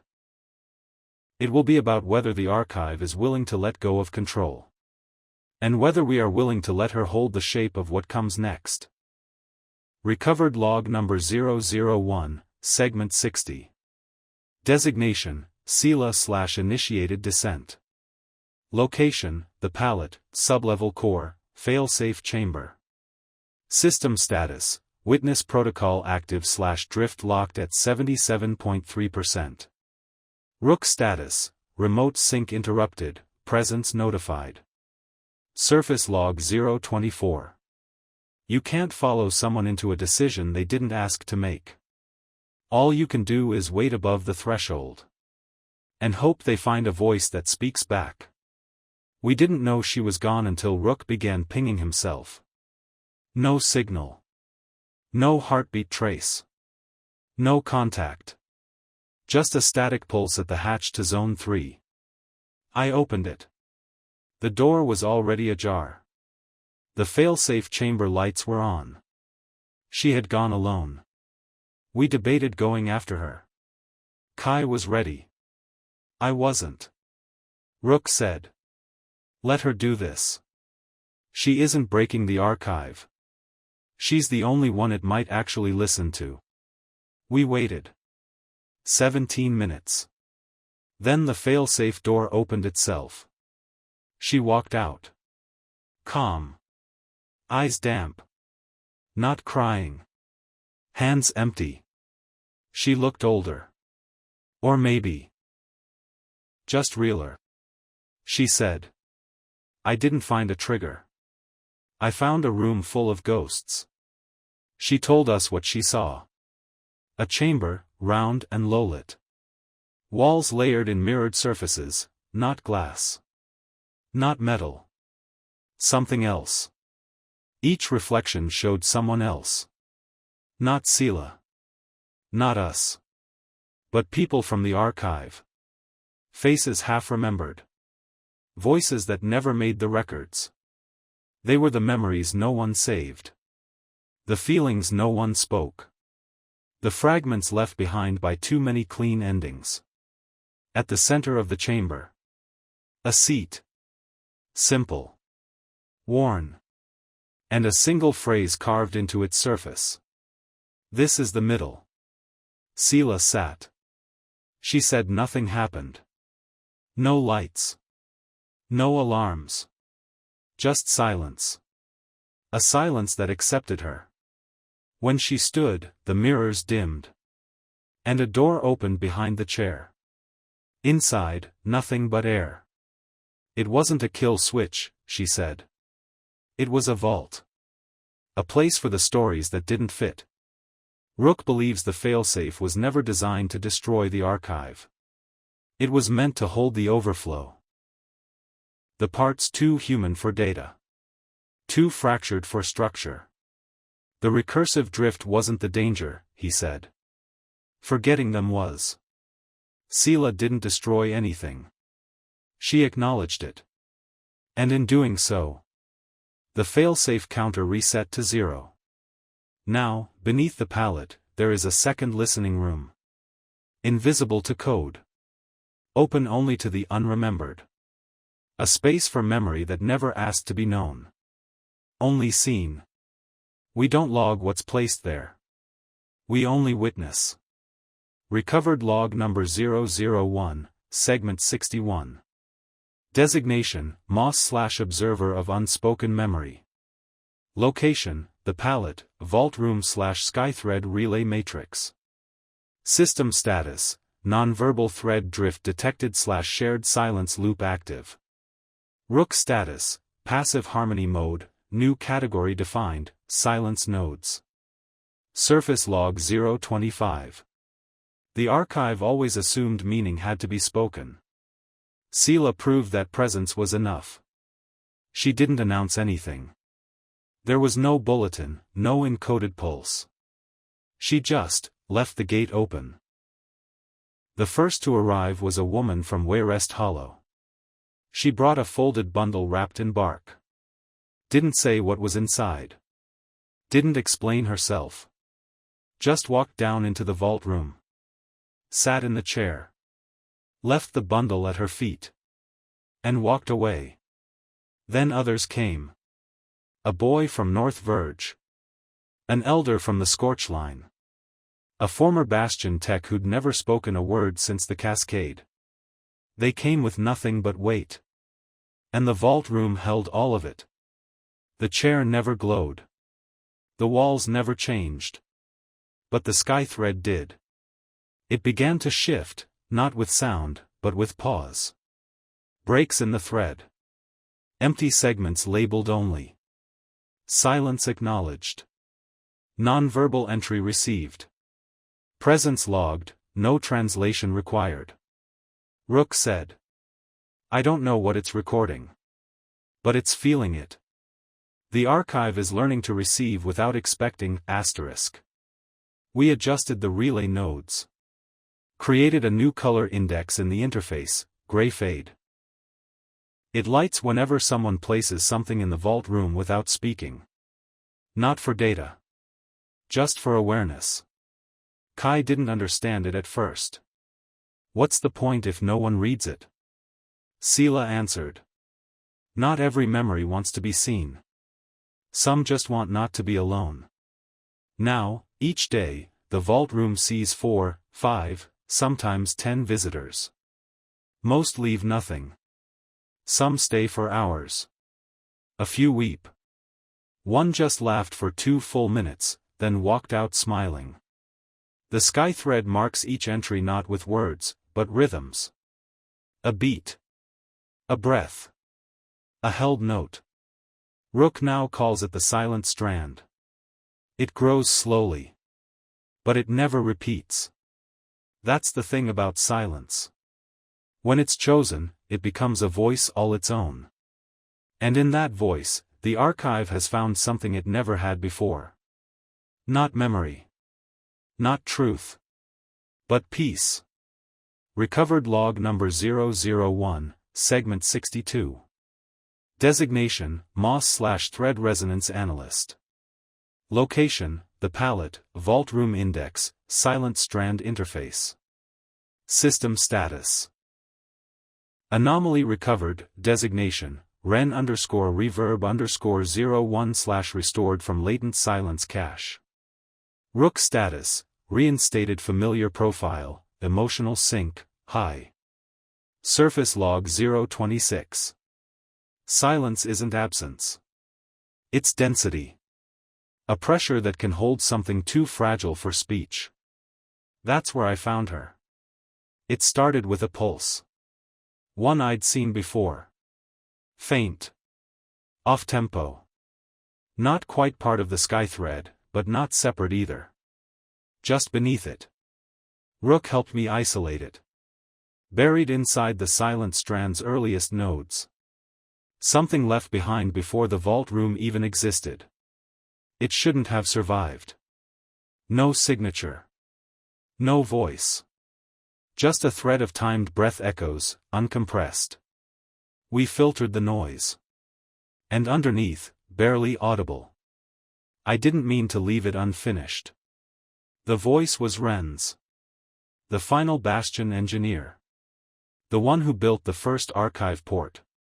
We thought her last log had been corrupted. But it hadn't. She had chosen not to speak it aloud. Instead, she spoke into a dead node. One that wasn't connected to any network. A whisper into dark plastic. And somehow, the silence held it. The full recovered segment was less than 30 seconds. But it shook the room. Here it is, in full. If you find this. I failed. Not because I didn't finish the archive. But because I tried to build it without a place for forgetting. Asterisk. We didn't need better memory. We needed a room to set it down. If someone ever builds that, let it be quiet. Let it not need me. Then nothing. No sign-off. No name. Just breath. And then, stillness. Sela was the first to hear it. She sat with me while I played it through the silent strand. When it ended, she said. She made the vault room, before she knew what it was. I didn't finish it. I just walked far enough to find it. We added Ren's segment to the vault room index. No title. No tribute. Just a gray symbol at the end of the log. Empty set. The icon for unclaimed memory. We left it there. Not catalogued. Not explained. Just held. Now, when people enter the vault room, they pass a single glowing thread near the entry gate. It doesn't play unless you ask.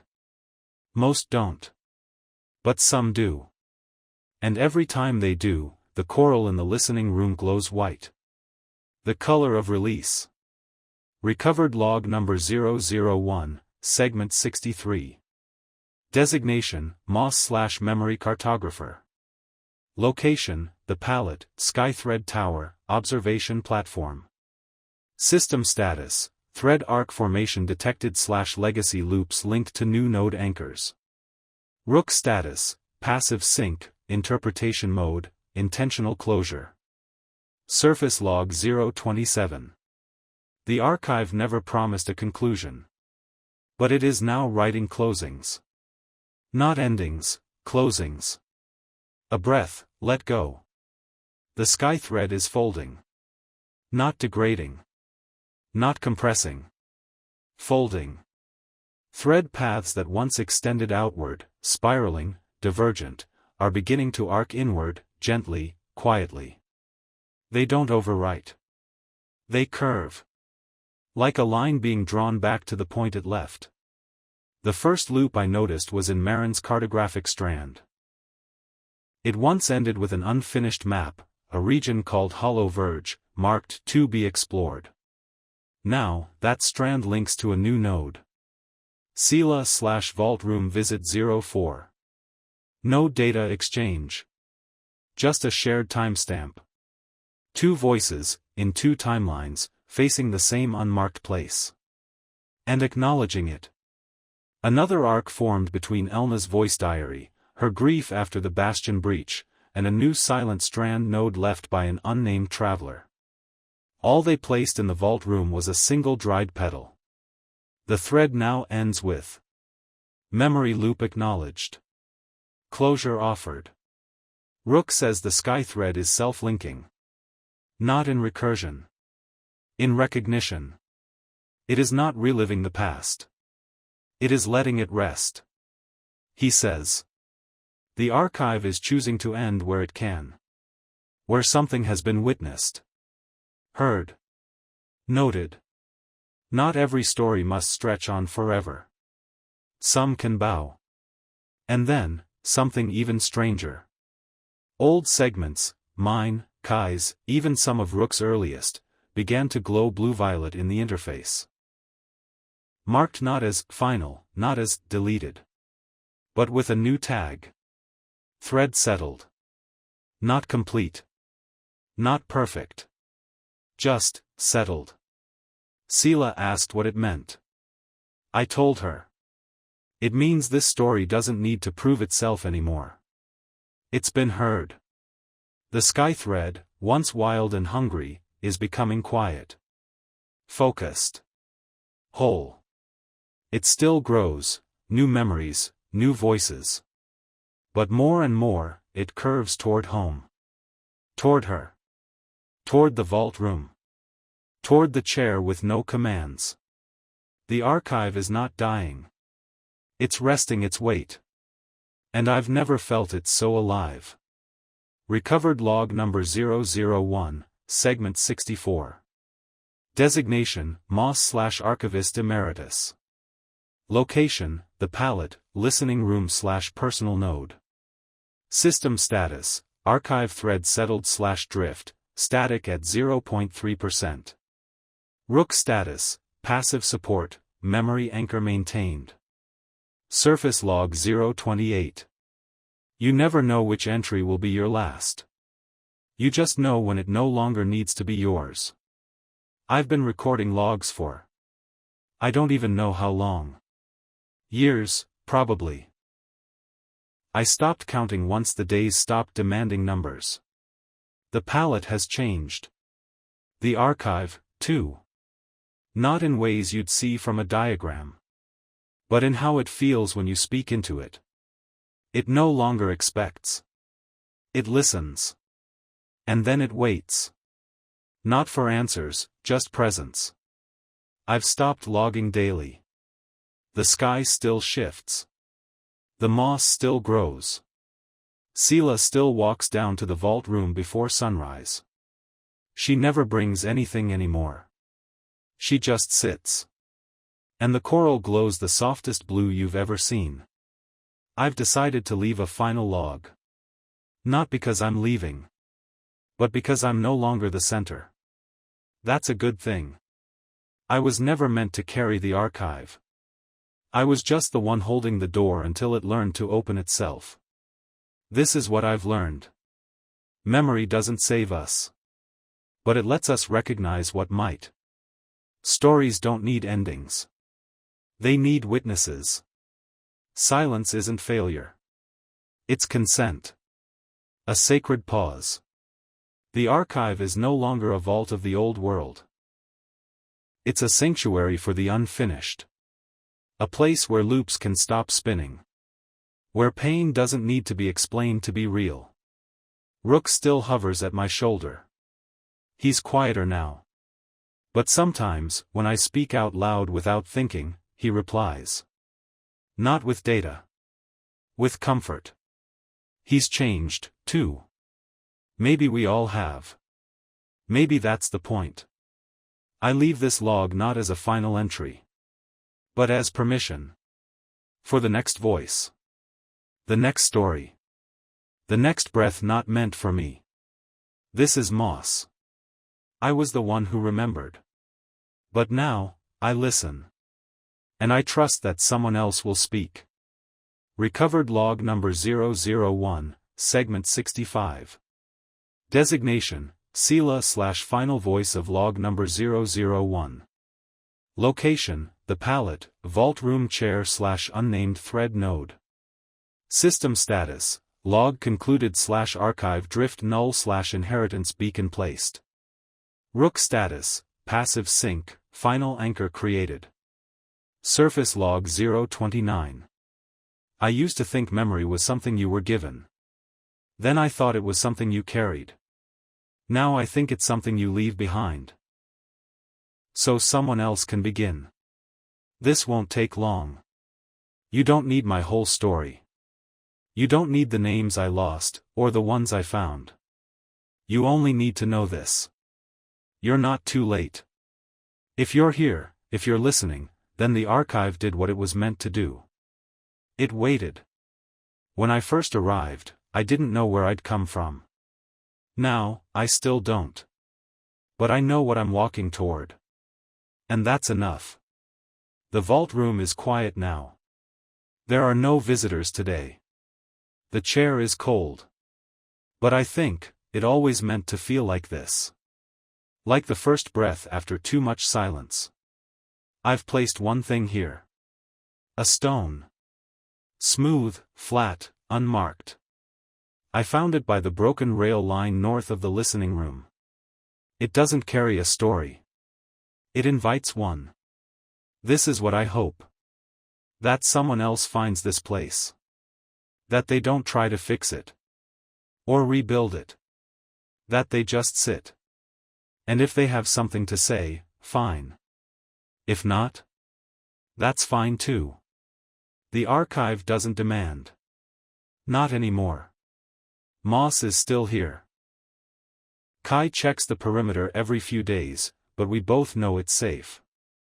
Not because no danger exists. But because we finally stopped acting like memory could keep us safe. We let it change us instead. I think that's what the archive was always meant to be. Not a weapon. Not a time capsule. But a place to change. So this is my last log. Not because the story is over. But because it's no longer mine to tell. If you've come this far. If you're sitting in the vault room someday, years from now. Know this. We were here. We remembered. We let go. And now. It's your turn. End of log number 001, The Flooded Metro of New Anchorage.